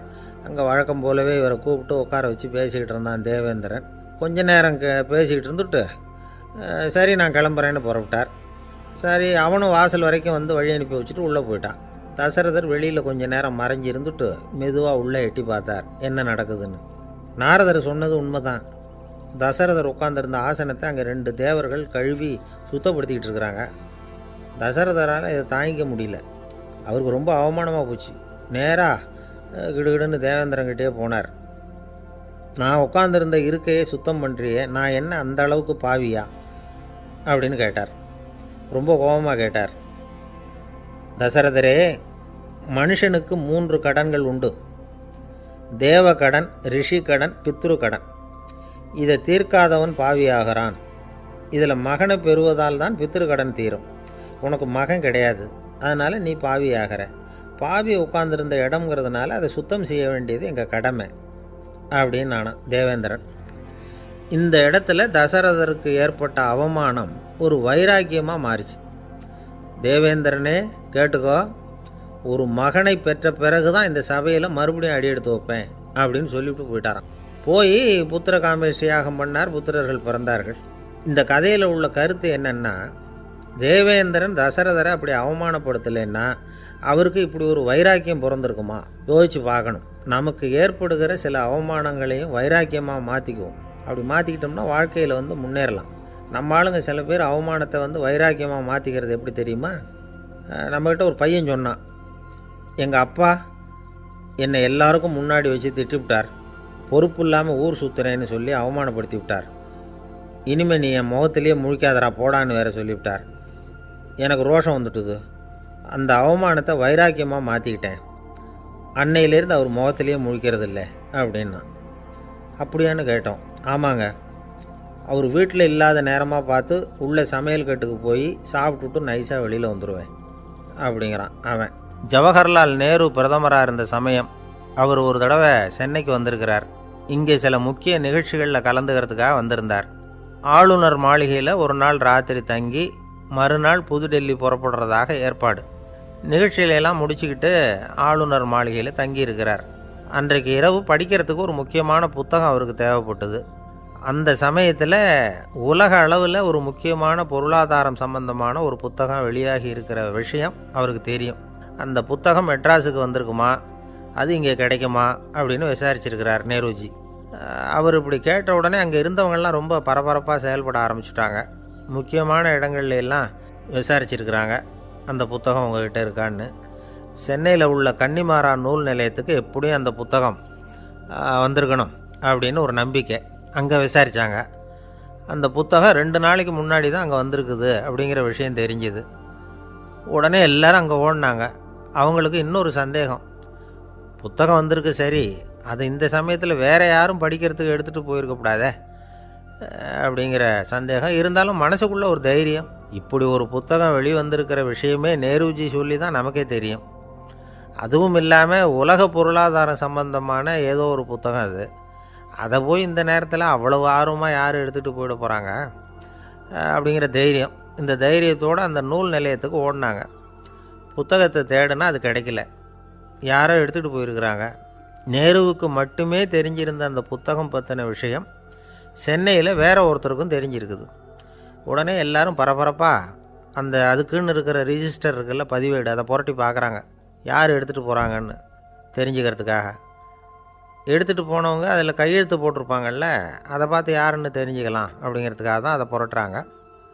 அதோ அந்த புத்தகத்தோட பேர் பக்கத்தில் அதை எடுத்துக்கிட்டு போனவங்க கையெழுத்து உத்து பார்க்குறாங்க எல்லாரும். அதில் போட்டிருக்குது பேர் CN அண்ணாதுரை அப்படின்னு எழுதியிருந்தது. அவர் தான் பேரறிஞர் அண்ணா. நேரு படிக்க விரும்பின ஒரு புத்தகத்தை அதே நேரம் படிக்க விரும்பின இன்னொரு தலைவர் இவர். படிக்கிறதுல அவருக்கு இருந்த ஆர்வத்தை நாம் தெரிஞ்சுக்கணும்னா அதுக்கு எவ்வளவோ சம்பவங்கள் இருக்குது. கடைசி காலத்தில் அவர் அடையாறு மருத்துவமனையில் படுத்திருக்கிறார். அவருக்கு ஒரு முக்கியமான அறுவை சிகிச்சை செய்ய வேண்டியிருக்குது அவசரமாக. அமெரிக்காவிலேருந்து டாக்டர் மில்லர் வந்திருக்கிறார். அவர்கிட்ட கேட்குறார், டாக்டர் நாளைக்கே அறுவை சிகிச்சை செய்ய போகிறீங்களா அப்படின்னு. ஆமாங்கிறார் டாக்டர் மில்லர். நாளைக்கு மறுநாள் செஞ்சுக்கிறேனே அப்படின்னாரான் அண்ணா. ஏன் ஏதாவது நாள் பார்க்குறீங்களான்னு கேட்டிருக்கார். இல்லை, ஒரு புத்தகத்தை படிச்சுக்கிட்டு இருக்கிறேன், அதை நாளைக்குள்ளே முடிச்சிருவேன், அதுக்கப்புறம் நான் இறந்தாலும் கவலை இல்லை அப்படின்னாரான் இவர். அவர் தான் அறிஞர் அண்ணா. சங்ககால நூல்கள்லேருந்து சமீபத்தில் வந்த நூல்கள் வரைக்கும் எல்லாம் அவர் படிச்சிருக்கிறார். ஒரு திருமண விழாவில் அவர் பேசும்பொழுது சொன்ன விஷயம் இது. சங்க காலத்தில் காதலியை மணக்க விரும்புகிறவனுக்கு அவனுடைய தந்தை வீர சோதனைகள்லாம் வைப்பார். போய் புலிப்பல் கொண்டுக்கிட்டு வா, அப்போ தான் என் பொண்ணை கொடுப்பேன் அப்படின்னு சொல்லுவார். காதலன் உடனே காட்டுக்கு போவான், ஒரு புலியை கொன்று அதனுடைய பல்லை கொண்டுக்கிட்டு வருவான். அதை வீர பதக்கத்தில் பதித்து அவனுக்கு மாமனார் சூட்டுவார் கல்யாண சமயத்தில். இப்போலாம் காதலன் கிட்ட அப்படி சொல்ல முடியாது. இப்போலாம் காதலன்கிட்ட காட்டுக்கு போய் புலிப்பல் கொண்டுக்கிட்டு வான்னு யாராவது சொன்னால் புலி தான் மாப்பிள்ளையாக வந்து சேரும் அப்படின்னார். ஒரு கடைக்கு போனேன். 5 ரூபா பணத்தை எடுத்து கொடுத்தேன். ஒரு தினசரி பத்திரிகையை கேட்டேன். அவர் உடனே அங்கே அடுக்கி வச்சுருந்த பத்திரிகையில் ஒன்று எடுத்து என் கையில் கொடுத்தார். வாங்கிக்கிட்டேன். மீதி பணத்தை எடுத்தார். அதையும் என் கையில் கொடுக்கணும்ல, கொடுக்கல. எதிரில் இருந்த பலகையில் வச்சு எடுத்துக்க சொன்னார். எப்பவும் அவர் அப்படி தான் பண்ணுவார். நானும் எடுத்துக்கிட்டு வந்துடுவேன். இவர் ஏன் இப்படி பண்ணுறாருங்கிறது எனக்கு ரொம்ப நாளாக ஒரு சந்தேகம். ஒரு நாள் அவர்கிட்டயே இதை கேட்டுவிட்டேன். ஏங்க, நீங்கள் உங்கள் கடைக்கு வந்து பொருள்கள் வாங்குறவங்களுக்கு நீங்கள் பாக்கி சில்லறையை கொடுக்குறப்போ பலகையில் வச்சு விட்றீங்க, கையில் கொடுக்க மாட்டேங்கிறீங்களே, ஏன் அப்படின்னு கேட்டேன். காசை கையில் கொடுத்தா நம்மக்கிட்ட இருக்கிற லட்சுமி போயிடுவா சார் அப்படின்னார். அதாவது பணம் செலவாயிடும் அப்படின்னு அர்த்தமா. இன்னொரு நண்பர், அவர் ஒரு நாள் வழக்கத்துக்கு மாறாக ரொம்ப சோகமாக உட்காந்துருக்கிறார். ஏங்க என்னாச்சு, ஏன் இப்படி கப்பலே கவிழ்ந்தது மாதிரி உட்காந்துருக்குறீங்க அப்படின்னு கேட்டேன். கப்பலே கவிழ்ந்திருந்தா கூட நான் இப்படி கவலைப்பட மாட்டேன் சார், வேற ஒன்று நடந்து போச்சுன்னார். என்னன்னு கேட்டேன். என் உச்சந்தலையில் பல்லி ஒன்று விழுந்துட்டுதுன்னார். அதுக்காகவா இப்படி அப்படின்னு ஆச்சரியப்பட்டேன். ஆமாங்க, பல்லி உச்சந்தலையில் விழுந்தால் பலன் என்னன்னு பஞ்சாங்கத்தில் பார்த்தேன், மரணம்னு போட்டிருக்கு அப்படின்னு சொல்லிவிட்டு அவர் தொடர்ந்து கவலைப்பட ஆரம்பிச்சிட்டார். இப்படியும் ஒருத்தர், என் கூட வேலை பார்க்குற ஒருத்தர் எப்படி தெரியுமா, தினமும் வலது காலை வச்சு தான் ஆஃபீஸுக்கு உள்ளே நுழைவார். என்னைக்காவது தவறுதலாக இடது காலை வச்சு உள்ளே வந்துட்டார்னா அன்னைக்கு பூரா மனசு சங்கடப்படுவார். எந்த வேலையும் சரியாக ஓடாது. கேரம் போர்டு ஆடுற ஒருத்தர் எப்போ ஆட உட்காந்தாலும் ஸ்ட்ரைக்கரை கை தவறி கீழே விழுற மாதிரி பண்ணி அதுக்கப்புறம் அதை எடுத்துக்கிட்டு ஆட உட்காருவார். ஏன்னா எப்போவோ ஒரு தடவை நிஜமாகவே அது வந்து கை தவறி கீழே விழுந்திருக்குது. அன்னைக்கு பிரமாதமாக ஜெயிச்சுட்டார். உடனே ஒரு முடிவுக்கு வந்துட்டார், கை தவறுனா லாபம் அப்படின்னு. அதுக்கப்புறம் அதையே பழக்கமாக்கிக்கிட்டார். பூனை குறுக்க போனால் சகுனம் சரியில்லைன்னு நினைக்கிறவங்க உண்டு. ஆனால் ஒருத்தர் எப்படி தெரியுமா, அவர் வெளியில் கிளம்புற சமயம் பக்கத்து வீட்டு ரேடியோவில் மியாவ் மியாவ் பூனை குட்டின்னு பாட்டு சத்தம் கேட்டால் கூட போதும், சகுனம் சரியில்லைன்னு பிரயாணத்தை கேன்சல் பண்ணிவிடுவார்.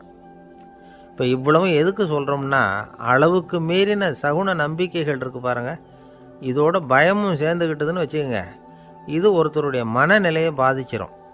இது வந்து உளவியல் நிபுணர்கள் சொல்கிற கருத்து. வாழ்க்கையே தடுமாற வச்சிரும். பாதுகாப்பு இல்லாத உணர்வு, ஒரு விதமான டிப்ரெஷன் மனநிலை, இதெல்லாம் தான் இதுக்கு காரணமாக அமையலாம். சில பேர் காய்கறி நறுக்க கத்தியை கையில் எடுத்தால் கூட நேரம் சரியாக இருக்கா அப்படின்னு பார்த்துட்டு தான் வேலையை ஆரம்பிக்கிறது வழக்கம். அறிவு தான் மனசுக்கு வாத்தியாராக இருக்கணும். அப்போ தான் வாழ்க்கை வந்து நிம்மதியாக இருக்கும். அறிவு வந்து மனசு சொல்கிறபடியெல்லாம் கேட்க ஆரம்பிச்சுட்டுதுன்னா இடைஞ்சல் தான். ஒருத்தருக்கு 7ஆம் நம்பர் தான் ராசியான நம்பரான். 7ஆம் தேதி தான் எந்த காரியத்தையும் ஆரம்பிப்பாராம். 7 எழுத்து வர்றது மாதிரி பேரை மாற்றி வச்சுக்கிட்டார். 7 மணிக்கு தான் தினமும் எழுந்திருப்பார். 7ஆம் நம்பர் வீட்டில் தான் குடியிருக்கார். கல்யாணம் கூட 7ஆம் தேதி தான் பண்ணிக்கிட்டார். அவர் ஒரு நாள் குதிரை பந்தயத்துக்கு போனாராம். குதிரையோட பேரையெல்லாம் பார்த்தார். ஒரு குதிரையோட பேர் 7 எழுத்தில் அமைஞ்சிருந்தது. 7 தானே இவருக்கு அதிர்ஷ்ட நம்பர். அதனால் உடனே அது பேரில் பணத்தை கட்டினார். பந்தயம் நடந்தது. என்ன சார் ஆச்சுன்னு கேட்டாங்க. நான் பணம் கட்டின அந்த என்னோட குதிரை 7ஆவதாக வந்து சேர்ந்தது சார் அப்படின்னாராம் சோகமாக. ஒரு விவசாயி விதைக்கிறதுக்காக வயல்வெளி பக்கம் போகிறார். விதைகளை அள்ளி வீசினார். அப்போ என்ன ஆச்சுன்னா, சில விதைகள் வந்து பாதை ஓரத்தில் விழுந்தது. சில விதைகள் முள் செடிகள் மண்டி இருந்த புதருக்கு இடையில் விழுந்தது. சில விதைகள் நல்ல நிலத்தில் விழுந்தது. பாதை ஓரத்தில் விழுந்த விதை என்ன ஆச்சுன்னா, அதெல்லாம் பறவைகள் கண்ணில் போட்டுவிட்டுது. உடனே வந்து உட்காந்து கொத்தி தின்னுட்டு போட்டுது. அதிகமாக மண் இல்லாத பாறை பகுதியில் விழுந்த விதையெல்லாம் லேசாக வேர் விட்டு முளைக்க ஆரம்பிச்சிது. அதுக்கப்புறம் வேர் கீழேயும் ஆழமாக போக முடியல, மேலேயும் சூரிய வெப்பம் அதிகம் தாங்க முடியல, எல்லாம் காஞ்சி கருகி போட்டுது. புதர் பகுதியில் சில விதைகள் விழுந்தது இல்லையா, முள் செடிகள் காடாக மண்டி போயிருந்தது. அதனால் முளைச்சி வர்ற செடிக்கு நெருக்கடி அதிகமாக போட்டுது. சரியாக வளர முடியல, விளைச்சலும் சரியாக இல்லை. நல்ல நிலத்தில் விழுந்த விதைகள் மட்டும் நல்லா முளைச்சிது, நல்லா வளர்ந்தது, விளைச்சலும் பிரமாதமாக இருந்தது. இந்த கதையை சொல்லிவிட்டு கேட்க செவியுள்ளோர் கேட்கட்டும் அப்படிங்கிறார் இயேசு பெருமான். ஆமாம், இயேசு கடலில் நின்ற படகு ஒன்றில் உட்காந்துருக்கிறார். கடற்கரையில் ஏராளமான மக்கள் உட்காந்துருக்கிறாங்க. அந்த சமயத்தில் தான் இயேசு வந்து ஓமைகள் மூலமாக மக்களுக்கு பல உண்மைகளை சொல்லிகிட்டு இருக்கிறார். மக்கள் அந்த கதையை கேட்டுட்டு ஒன்றும் புரியாமல் முழிக்கிறாங்க. அதை கவனித்த இயேசு அந்த ஓமையை விளக்க ஆரம்பித்தார். இதில் அந்த விதைக்கிறவர் தான் இறைவன். அவருடைய வார்த்தைகளை விதைக்கிறார். அந்த வார்த்தைகளை கேட்கிற மக்கள் அந்த விழுந்த விதைகள் மாதிரி 4 வகையானவர்கள். சில பேர் பாதை ஓரத்தில் விழுந்த விதைகள் மாதிரி. இறைவன் வார்த்தைகளை அவங்க கேட்குறாங்க, ஆனால் தீய எண்ணங்கள் செய்கைகள் மூலமாக விதைக்கப்பட்ட வார்த்தைகள் அழிஞ்சு போடுது. இறைவன் வார்த்தைகளை கேட்ட உடனே மகிழ்ந்து போய் உடனே சில பேர் அதை ஏற்றுக்கிறாங்க. இவங்கெல்லாம் அந்த பாறை பகுதியில் விழுந்த விதைகள் மாதிரி. அதனால் இவங்கெல்லாம் வேறு இல்லாதவங்க. கொஞ்ச காலத்துக்கு இறை வார்த்தைகளுக்கு கீழ்ப்படிந்து நடப்பாங்க. அதனால் ஏதாவது இடைஞ்சல் ஏற்பட்டால் உடனே தடுமாறுவாங்க. தங்கள்கிட்ட இருக்கிற நல்ல பண்புகளை விட்டுட்டு பாவ வழிகளுக்கு போயிடுவாங்க. முள் செடிகளுக்கு இடையில் விழுந்த விதைகள் மாதிரி உள்ளவங்க யாருன்னா, இவங்களுக்கு உலக கவலை உண்டு, செல்வத்தின் மீது மயக்கம் உடையவர்கள். உலக ஆசைகள் இவங்களுக்குள்ளே பூந்துடுறதுனால அங்கே இருக்கிற நல்ல பண்புகள் மறைஞ்சு போயிடுது. அதனால் அவங்களும் உபயோகம் இல்லாதவங்களாக ஆயிடுறாங்க. நல்ல மனிதர்கள் நல்ல நிலத்தில் விழுந்த விதைகளுக்கு ஒப்பானவர்கள். இவங்க இறை வார்த்தையை கேட்குறாங்க, அதை ஏற்றுக்கிறாங்க, அவங்களும் நல்லபடியாக வாழுறாங்க, அடுத்தவங்களுக்கும் உபயோகமாக இருப்பாங்க. இதுதான் இயேசு சொன்ன விளக்கம். நல்ல வார்த்தைகளை கேளுங்கள், நல்ல வார்த்தைகளை ஏற்றுக்கொள்ளுங்கள், அடுத்தவங்களுக்கு உபயோகமாக இருங்க. இதுதான் பெரியவங்கள்லாம் நமக்கு சொல்லுகிற உபதேசம். ஒரு அப்பா தன்னுடைய மகனுக்கு உபதேசம் பண்ணார். இதை பாருப்பா, நல்ல வார்த்தைகளை கேட்கணும், எப்போதுமே மகன் அப்பா பேச்சை கேட்குறது நல்லது அப்படின்னாராம்.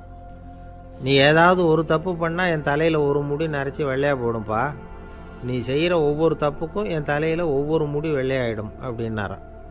பையன் யோசித்தான், அப்பா இப்போ தான் எனக்கு புரியுது, தாத்தாவோட தலைமுடி பூராவும் வெள்ளையாக இருக்கிறதுக்கு என்ன காரணம்ங்கிறது எனக்கு இப்போ தான் புரியுது அப்படின்னானா. ஒரு ஊரில் ஒரு ராஜா இருந்தார். அவர் ஒரு பூனை வளர்த்தார். ரொம்ப செல்லமாக அவர் அந்த பூனையை வளர்த்தார்.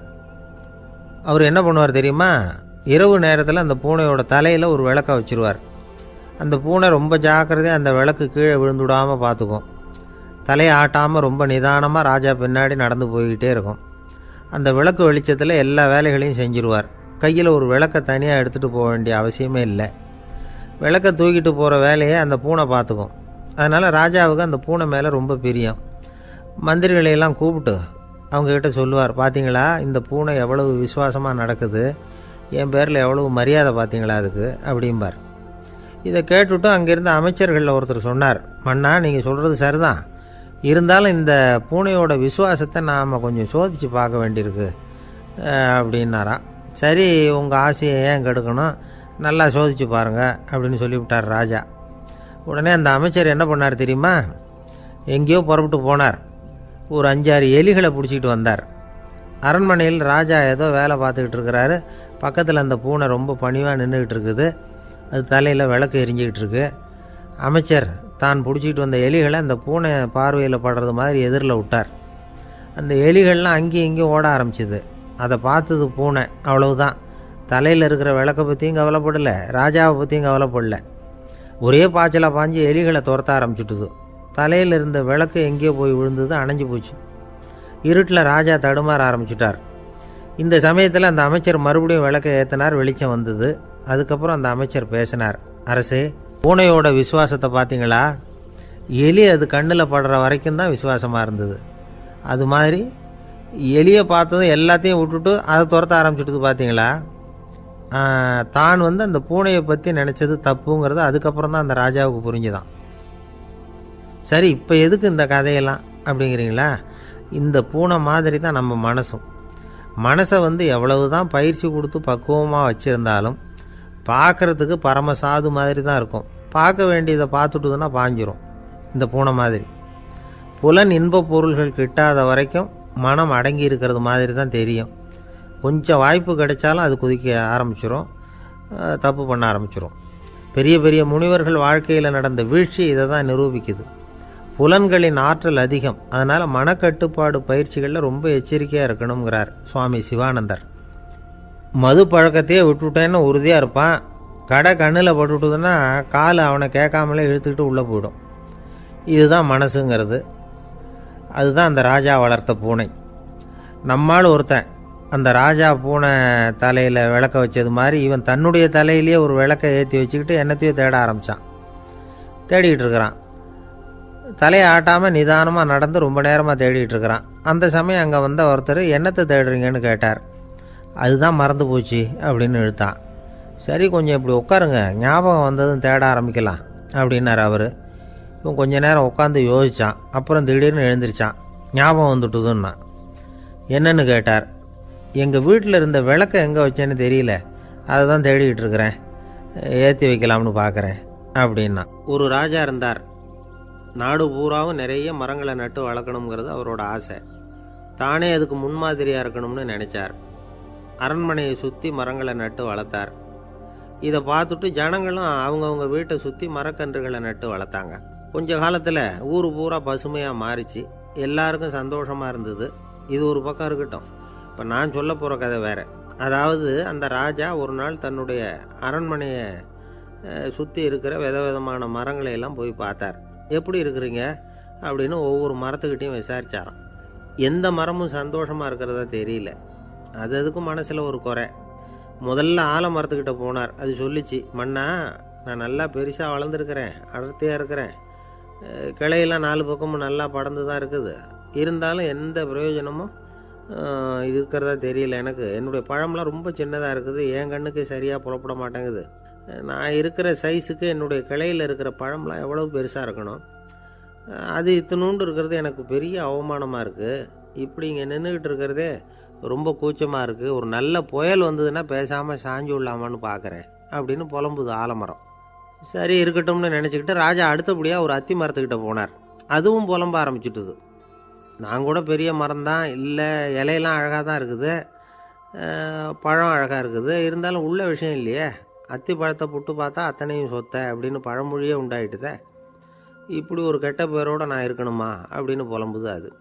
சரி, இது இருக்கட்டும் அப்படின்னு சொல்லி அடுத்தபடியாக வேப்ப மரத்துக்கிட்ட போனார். அது தன்னுடைய வேதனையை வெளியிட்டது. எனக்கு எவ்வளவோ மருத்துவ குணங்கள்லாம் இருக்கிறதா சொல்லிக்கிறாங்க, இருந்தாலும் என்ன பிரயோஜனம், என்னுடைய பழத்தை மனிதர்கள் யாரும் விரும்பி சாப்பிட்றது இல்லையே அப்படின்னுது. ராஜா அடுத்தாப்புல இருந்து ஒரு பனை மரத்துக்கிட்ட போனார். நான் நல்லா உயரமாக தான் வளர்ந்துருக்கிறேன், மற்ற மரங்கள்லாம் என்னை அண்ணாந்து தான் பார்க்கணும், இருந்தாலும் என்கிட்ட நிழலுக்காக யாரும் ஒதுங்கிறது இல்லையே அப்படின்னுது. என்ன இது, எல்லா மரமும் இப்படி திருப்தி இல்லாமல் இருந்துக்கிட்டு இருக்குதே அப்படின்னு நினச்சிக்கிட்டே ராஜா அடுத்தபடியாக அங்கே இருந்த ஒரு பைன் மரத்துக்கிட்ட போனார். அழகாக உயரமாக பசுமையாக தான் இருந்தது, ஆனால் பழமோ பூவோ கிடையாது. அதை நினச்சி அது வருத்தப்பட்டுக்கிட்டு இருக்குது. ஓக் மரம் அது ஒன்று நின்றுட்டு இருந்தது. அது என்ன சொல்லிச்சுன்னா, இலையுதிர் காலத்தில் என் மேலே இருக்கிற எல்லா இலைகளும் உதிர்ந்து போடுது, முடி கொட்டின மனிதர்கள் மாதிரி மொட்டையாக நான் நிற்க வேண்டியிருக்குது, என்ன வாழ்க்கை இது அப்படின்னு சொல்லி அழுத்துக்கிட்டது. சரி, புளிய மரம் என்ன சொல்லுது பார்ப்போம்னு அதுக்கிட்ட போனால், என்னுடைய நிழலில் யாருமே தங்க மாட்டாங்க, உடம்புக்கு சூடுன்னு ஒதுங்கி போயிடுவாங்க, அடிமரத்தை பார்த்திங்கன்னா பட்டையெல்லாம் உறிஞ்சி பார்க்குறதுக்கே கேவலமாக இருப்பேன் அப்படின்னுது அது. முருங்கை மரம் என்ன சொல்லிச்சு தெரியுமா, என்னுடைய இலை காயெல்லாம் சாப்பிட்றவங்களுக்கு சத்து கொடுக்கறது வாசம்தான், ஆனால் என் உடம்புல சத்தே கிடையாது, கொஞ்சம் வேகமாக காற்று அடிச்சதுன்னா முறிஞ்சி விழுந்துடுறேன், என்ன வாழ்க்கை இது அப்படின்னு சொல்லி அது வருத்தப்பட்டது. ராஜா யோசனை பண்ணார். என்ன இது, மரங்கள் பூமியின் வரங்கள்னு சொல்கிறோம், மழை பெய்யறதுக்கு அதுதான் காரணம், பூமி செழிப்பாக இருக்கிறதுக்கும் அதுதான் காரணம், வீடு கட்டுறதுக்கு மரம், நாற்காலி செய்ய உபயோகப்படுத்துறதுக்கும் அதுதான் உபயோகப்படுது, மனுஷனுக்கு வேண்டிய ஆகாரங்களையும் கொடுக்குது, இப்படிலாம் இருந்தும் எல்லா மரமும் நிம்மதி இல்லாமல் இருந்துக்கிட்டு இருக்குதே அப்படின்னு நினச்சார். அப்போது அங்கே இருந்த ஒரு மகிழ மரம் அவர் கண்ணில் பட்டுது. அந்த மரம் மட்டும் கொஞ்சம் நிம்மதியாக மகிழ்ச்சியாக இருக்கிறது மாதிரி தெரிஞ்சுது. உடனே ராஜா அதுக்கிட்ட போனார். உனக்கு மனசில் எதுவும் குறை இல்லையான்னு கேட்டார். இல்லை, நான் சந்தோஷமாக தான் இருக்கேன்னு தான் அந்த மகிழ மரம். அப்படியான்னு ஆச்சரியமாக கேட்டார் ராஜா. ஆமாம் மன்னா, இந்த இடத்துல நீங்கள் ஒரு முருங்கை மரத்தையோ வேப்ப மரத்தையோ கூட நட்டிருக்கலாம், ஆனால் இந்த இடத்துல நடுறதுக்கு என்ன தேர்ந்தெடுத்துருக்குறீங்க, அதுவே எனக்கு பெருமை, அதுவே எனக்கு திருப்தி அப்படின்னு தான் மகிழ மரம். மகிழ மரம் சாதாரணமாக தான் இருக்கும், இளம் மஞ்சள் நிறத்தில் பூக்கள், அது காய்ந்தும் மனம் வீசும். மகிழ மரம் மாதிரி மன திருப்தியோடு வாழறதுக்கு நாம் கற்றுக்கணுமா.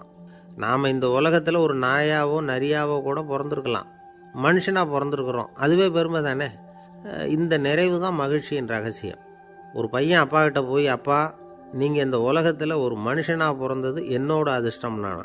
ஏண்டா அப்படி சொல்கிறேன்னு இருக்கார் அப்பா. நீங்கள் ஒரு கரடியாக பிறந்திருந்தா இந்நேரம் நானும் ஒரு கரடி குட்டியாக தானே இருந்திருப்பேன் அப்படின்னு நானா பையன். இந்த உலகத்தில் நாம் நல்லபடியாக இருக்கணும்னா அதுக்கு முக்கியமாக தேவைப்படுறது 2. ஒன்று செல்வம், இன்னொன்று அறிவு. சரி, இது ரெண்டில் சிறந்தது எது அப்படின்னு ஒரு கேள்வி கேட்டால் என்ன பதில் சொல்கிறது? இதே கேள்வியை ஹஸ்ரத் அலி அவர்கள்கிட்ட கேட்டாங்களாம். அவர் ஒரு பெரிய அறிஞர். கேள்வி கேட்டவங்களும் சாதாரண ஆட்கள் இல்லை, இவங்களும் அறிஞர்கள். ஒரு நாள் ஹஸ்ரத் அலி அவர்கள்கிட்ட 10 அறிஞர்கள் வந்தாங்களாம். ஐயா, நாங்கள் 10 பேரும் உங்ககிட்ட ஒரே கேள்வியை தான் கேட்க வந்திருக்கிறோம். ஆனால் எங்கள் 10 பேருக்கும் நீங்கள் தனித்தனியாக பதில் சொல்ல முடியுமா அப்படின்னு கேட்டிருக்காங்க. அதாவது அவங்க ஒரே கேள்விக்கு இவர்கிட்ட இருந்து 10 விதமான பதில் எதிர்பார்க்குறாங்க. சரி கேளுங்க, என்ன கேள்வி அப்படின்னார் அவர். அப்போ தான் அவங்க கேட்டாங்களாம், செல்வம் அறிவு இது ரெண்டில் சிறந்தது எது? இதுதான் கேள்வி. ஹஸ்ரத் அலி என்ன பண்ணார் தெரியுமா? அவங்கள ஒவ்வொருத்தராக கூப்பிட்டார். ஒவ்வொரு விதமான பதிலை சொல்லி அனுப்புனார். முதல்ல ஒருத்தரை கூப்பிட்டார், சொன்னார், அறிவுங்கிறது தீர்க்கதரிசிகள், ஞானிகள், மகான்கள் இவங்களோட பரம்பரை சொத்து. ஆனால் செல்வங்கிறது கொடுங்கோலரின் ஆயுதம். அதனால் அறிவு தான் சிறந்தது அப்படின்னார். ரெண்டாவது ஆளை கூப்பிட்டார்.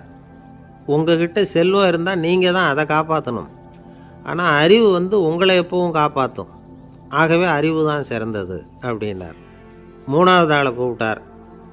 செல்வந்தனுக்கு எப்போதும் விரோதிகள் அதிகம், ஆனால் அறிஞனுக்கு நண்பர்கள் அதிகம். அதனால் அறிவு தான் சிறந்ததுன்னார். அடுத்தவரை கூப்பிட்டார். செல்வம் அடுத்தவங்களுக்கு கொடுக்க கொடுக்க குறையும், ஆனால் கல்விங்கிறது அதிகரிச்சுக்கிட்டே வரும், கொடுக்கறதுனால குறையாது. அதனால் அறிவு தான் சிறந்ததுன்னார். இன்னொருத்தரை கூப்பிட்டார். அறிவுள்ளவன் எப்பவும் அதை அடுத்தவங்களுக்கு வாரி வழங்கிக்கிட்டே இருப்பான். அதனால் அவங்ககிட்ட தாராளத்தன்மை இருக்கும். ஆனால் செல்வந்தன்கிட்ட கஞ்சத்தனம் தான் இருக்கும். அதனால் அறிவு தான் சிறந்ததுன்னார். ஆறாவது நபரை கூப்பிட்டார். செல்வத்தை கள்வர்கள் திருடிட்டு போக முடியும், ஆனால் அறிவை அப்படி திருடிட்டு போக முடியாது அப்படின்னார். ஏழாவது நபரை கூப்பிட்டார். செல்வம் கால ஓட்டத்தில் அழிஞ்சிரும், ஆனால் அறிவை கால ஓட்டம் ஒன்றும் பண்ண முடியாது. ஆகவே அறிவே சிறந்ததுன்னார். எட்டாவது ஆளை கூப்பிட்டு சொன்னார், செல்வத்துக்கு எப்பவும் எல்லை உண்டு, நிறை உண்டு, அளவு உண்டு, கணக்கு உண்டு. ஆனால் அறிவுக்கு அப்படிப்பட்ட எல்லை எதுவும் கிடையாது. அதனால் அதுதான் சிறந்ததுன்னார். அடுத்தவனை கூப்பிட்டார். செல்வம் உள்ளத்தில் உள்ள ஒளியை போக்கிவிடும், இருட்டை உண்டாக்கிவிடும், விரிந்த மனப்பான்மையை குறுகலாக்கிவிடும். ஆனால் அறிவு அப்படி இல்லை, இருண்ட உள்ளத்தில் ஒளியை பாய்ச்சி அதை விசாலப்படுத்துது. அதுதான் சிறந்ததுன்னார். கடைசியாக 10வது நபரை கூப்பிட்டார். செல்வம் மனசில் செருக்கை உண்டாக்குது, ஆணவத்தை ஏற்படுத்துது. அதனால் நானே கடவுள்னு நினைக்கிற அளவுக்கு மனுஷனை தாழ்த்தி விடுது. ஆனால் அறிவு பணிவையும் பண்பாட்டையும் வளர்க்குது. அதனால் அறிவு தான் சிறந்ததுன்னார். ஆக இப்படி 10 பேருக்கும் 10 விதமாக பதில் சொன்னது மூலமாக ஹஸ்ரத் அலி அவர்கள் அறிவு தான் செல்வத்தை விட சிறந்தது அப்படிங்கிறதுக்கு 10 காரணங்களை சுட்டி காட்டியிருக்கார். அந்த அறிஞர் 10 பேர் கேட்ட ஒரே கேள்விக்கு 10 பதில் சொன்னார். நமக்கு வேண்டிய ஒருத்தர் 10 பேர் கேட்ட கேள்விக்கு ஒரே பதில் சொல்லி சமாளித்தார். கேள்வி என்ன தெரியுமா? என்கிட்ட வாங்கின கடனை எப்போயா திருப்பி கொடுக்க போகிற? இதுதான் அந்த 10 பேரும் கேட்ட ஒரே கேள்வி. இந்த மாதம் 26ஆம் தேதி தந்துடுறேன் அப்படிங்கிற ஒரே பதில் சொல்லி அவ்வளவு பேரையும் இவர் அனுப்பி வச்சுட்டாராம். எல்லாரும் போனதுக்கப்புறம் இவரை தனியாக கூப்பிட்டு கேட்டிருக்கிறாங்க. அது என்ன சார் கணக்கு, 26ஆம் தேதி அன்னைக்கு என்ன அதிசயம் நடக்க போகுது அப்படின்னு கேட்டிருக்காங்க. அதிசயம் அன்னைக்கு இல்லை, அதுக்கு நாளே நடக்க போகுதுன்னாராம். விவரமாக சொல்லுங்கன்னு இருக்காங்க. வேறு ஒன்றும் இல்லைங்க, 26ஆம் தேதி தானே எல்லாரையும் வர சொல்லியிருக்கிறேன், அதுக்கு நாளே நான் புறப்பட்டு தலைமறைவாயிட போகிறேன் அப்படின்னாராம் ரொம்ப பெருமையாக. துருக்மேனியாவில் அஷ்காபாத் அப்படின்னு ஒரு நகரத்தில் ஒரு புவியியல் விஞ்ஞானி இருந்தார். அவர் ஒரு நாய்க்குட்டி வளர்த்தார். ஒரு நாள் முன்னிரவு நேரம் ஒரு மேஜைக்கு முன்னாடி உட்காந்து அந்த விஞ்ஞானி ஏதோ கணக்கு போட்டுக்கிட்டு இருக்கிறார். அவருக்கு ஒரு சின்ன பெண் குழந்தை, அது தொட்டிலில் தூங்கிட்டு இருக்குது. அந்த நாய்க்குட்டியும் ஒரு மூலையில் படுத்து அது பாட்டுக்கு தூங்கிட்டு இருந்தது. ஒரே அமைதி. அந்த நேரத்தில் திடீர்னு அந்த நாய்க்குட்டி துள்ளி எழுந்திரிச்சிது. நேராக குழந்தைகிட்ட ஓடிச்சு. அந்த குழந்தைய அது போட்டிருந்த ட்ரெஸ்ஸோடு சேர்த்து கவ்வி தூக்குச்சு. தூக்கிக்கிட்டு வாசல் பக்கம் ஓடிச்சு. நாய்க்குட்டி குழந்தைய கவ்வி தூக்க முடியுமாங்கிற சந்தேகம் உங்களுக்கு இல்லையா? நீங்கள் நம்மூர் நாய்க்குட்டியவே பார்த்து பழக்கப்பட்டிருக்கீங்க, அதனால் நம்புறதுக்கு சிரமமாக இருக்கும். அந்த ஊர்லெலாம் அது ரொம்ப ஸ்ட்ராங்காக இருக்கும், ஒரு ஏதோ கண்ணுக்குட்டி மாதிரி இருக்கும். விஞ்ஞானி அதை பார்த்துட்டார். உடனே அந்த நாய்க்கு வெறி பிடிச்சிட்டுதுன்னு முடிவு பண்ணிவிட்டு தன்னோட கை துப்பாக்கி எடுத்துக்கிட்டு ஓடி வந்தார். அவர் வெளியில் நாய்க்குட்டி எங்கே அப்படின்னு பார்த்து தேடுறார். அந்த நேரத்தில் அந்த வீடு இடிஞ்சு விழுது. காரணம் பூமி அதிர்ச்சி. இப்படி பூமி அதிர்ச்சி உண்டாக போகுதுங்கிறது அந்த நாய்க்குட்டிக்கு முன்னாடியே தெரிஞ்சு போச்சு. அதுதான் குழந்தைய தூக்கிட்டு வெளியில் ஓடி வந்திருக்குது. அது மூலமாக அந்த குடும்பத்தையே காப்பாற்றிருக்குது அந்த நாய்க்குட்டி. இந்த சம்பவம் நடக்கிறதுக்கு 3 நாளைக்கு முன்னாடியே சில பிராணிகளுக்கு இப்படி நடக்க போகுதுங்கிறது தெரிஞ்சிருக்குதான். ஆமாம், அந்த நகரத்தில் 3 நாளைக்கு முன்னாடியே பாம்பு, பல்லி இதெல்லாம் அது தங்கியிருந்த வலையை விட்டு வெளியில் ஓடி வந்துட்டுது. அதே மாதிரி அங்கே இருந்த புறாவெல்லாம் பறந்து போயிடுச்சான்.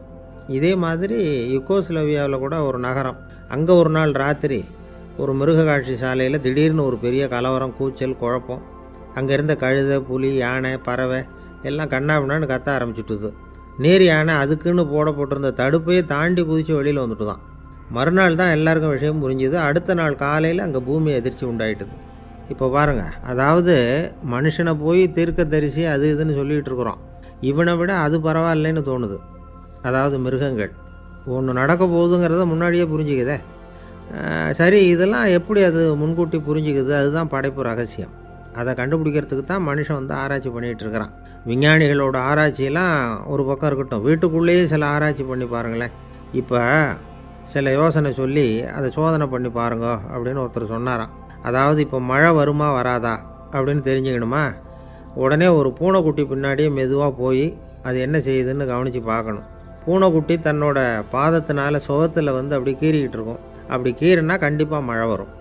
சில சமயம் பூனைக்குட்டி அப்படியே மல்லாந்து படுத்துக்கிட்டு பாதத்தை உயர தூக்கும், அப்படியும் இப்படியும் புரளும். இப்படி செஞ்சதுன்னா அன்னைக்கும் மழை இருக்காது. அதனால் முன்னாடி இருந்தது மழை வர்றதுக்கு அறிகுறி, இது மழை இல்லைங்கிறதுக்கு அறிகுறி. பறவைகள், பிராணிகள் இதுகளோட நடவடிக்கைகளை பார்த்துட்டு அதையெல்லாம் அடிப்படையாக வச்சு தான் காலநிலையை கண்டுபிடிக்கிற கருவிகளை கண்டுபிடிச்சிருக்கிறாங்க. வாத்து இருக்குல்ல, சில சமயம் தன்னோட அழகை தன்னோட இறகுகளில் அப்படியே புதைச்சிக்கும். அப்படி செஞ்சால் குளிர்காலம் வரப்போகுதுன்னு அர்த்தம். பருவநிலை குளிராக மாறப்போகுதுங்கிறதுக்கு இதுதான் அறிகுறி.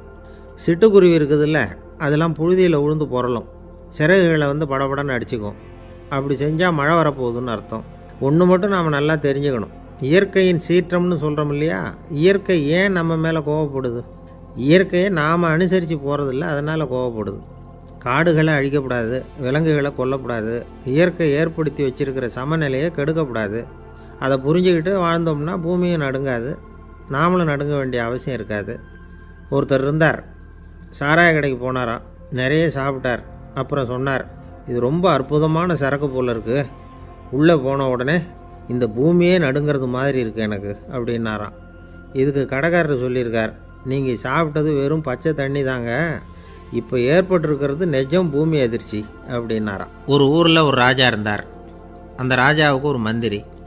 ராஜா ரொம்ப நியாயமானவர், நேர்மையானவர், கண்டிப்பானவர். தப்பு செய்கிறது யாராக இருந்தாலும் தண்டனை கொடுப்பார். வேண்டியவங்களுக்கு ஒரு நியாயம், வேண்டாதவங்களுக்கு ஒரு நியாயங்கிறதெல்லாம் அவர்கிட்ட கிடையாது. ஒரு சமயம் அரசவையில் அந்த அமைச்சரே வந்து விதிமுறைகளுக்கு புறம்பாக ஏதோ நடந்துக்கிட்டு இருக்கார். மன்னருக்கு கோபம் வந்துட்டுது. உடனே அந்த அமைச்சரை கிட்டத்தில் கூப்பிட்டு அவர் கன்னத்தில் ஓங்கி ஒரு அறை கொடுத்துட்டாராம்.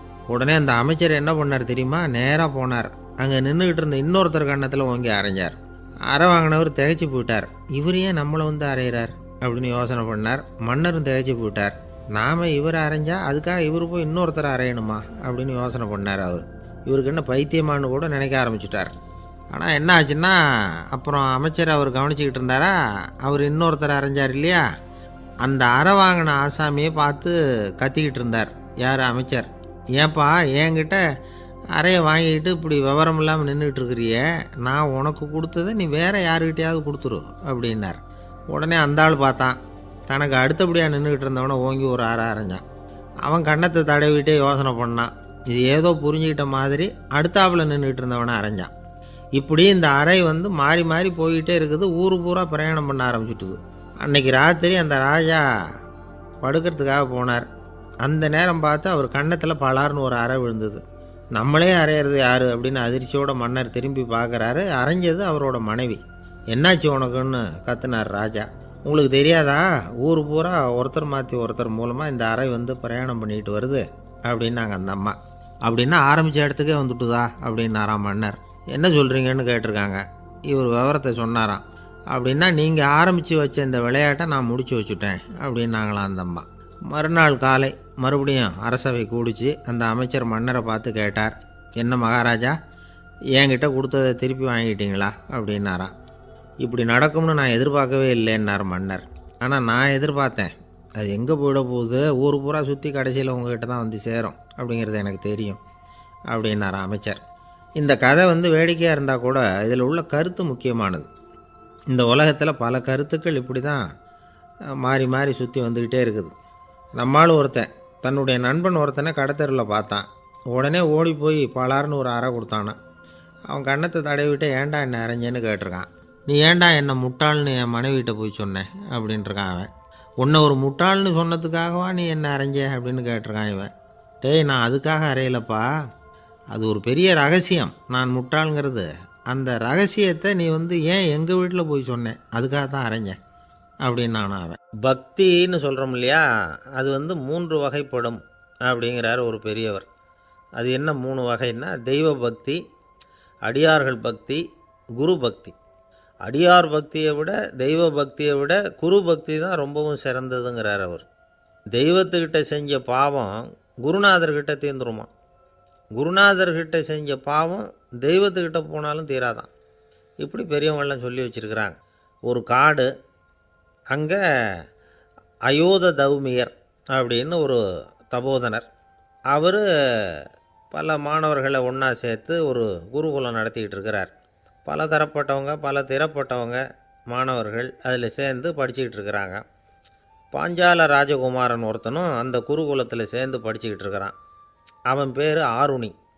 பெரிய இடத்து புள்ள, இருந்தாலும் படுப்பில் ரொம்ப கெட்டிக்காரனாக இருந்தான். அவன் தான் அங்கே முதல் மாணவன். ஒரு நாள் குருநாதர் அந்த அரசகுமாரனை கூப்பிட்டார்.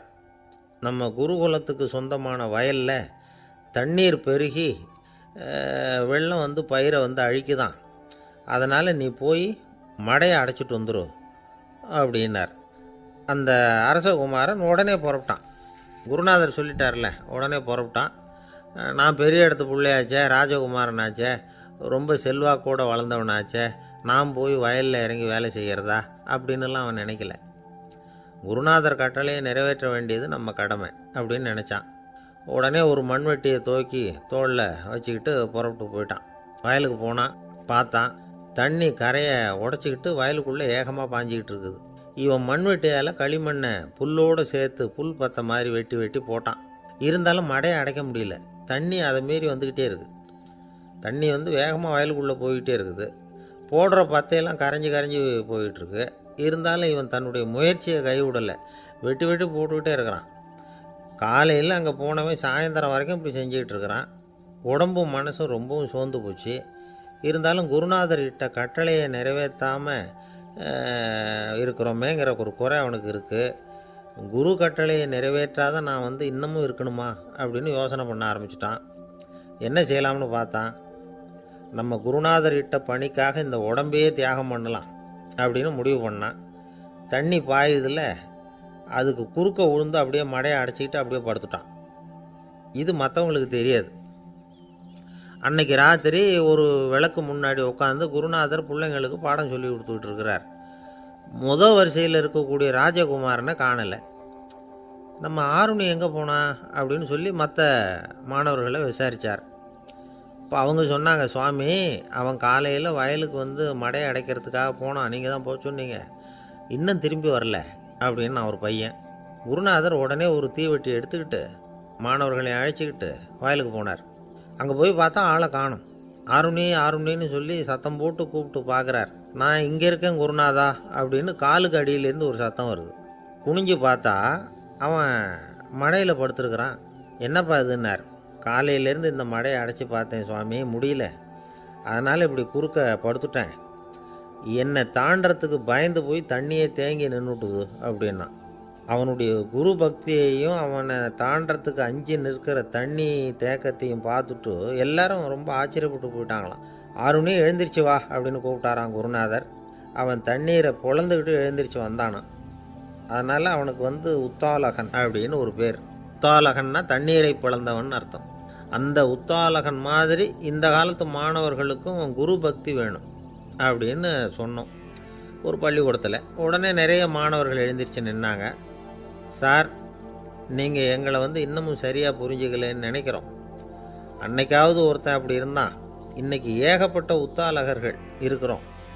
எங்கள் வாத்தியார் கட்டளை இட்டால் இப்போவே அது மாதிரி வயலுக்கு போய் மடையில் குறுக்கப்படுத்துக்கிறதுக்கு இந்த வகுப்பில் உள்ள அத்தனை பேரும் தயாராக இருக்கிறோம் அப்படின்னாங்க. அப்படியா அப்படின்னு சொல்லி கேட்டோம் ரொம்ப சந்தோஷமாக. ஒருத்தன் ரொம்ப அடக்கமாக எழுந்திரிச்சான். அப்புறம் சொன்னான், ஆமாம் சார், வகுப்பில் இவர் நடத்துகிற பாடத்தை கேட்டுக்கிட்டு இருக்கிறத விட பேசாமல் போய் மடையில் படுத்துடுறது ஒன்றும் கஷ்டமான காரியமாக இருக்காது. அதனால தான் எல்லோரும் அங்கே போகிறேன்னு சொல்கிறோம் அப்படிங்கிறான். ஒரு இலக்கிய கூட்டம் ஏற்பாடு பண்ணியிருக்கிறோம், நீங்கள் அவசியம் அதில் பேசணும் அப்படின்னு கேட்டுக்கிட்டார் ஒருத்தர். வேணாங்க, 4 பேருக்கு முன்னாடி நிற்கிறதுனா எனக்கு ரொம்ப கூச்சமாக இருக்கும் அப்படின்னாரு இவர்.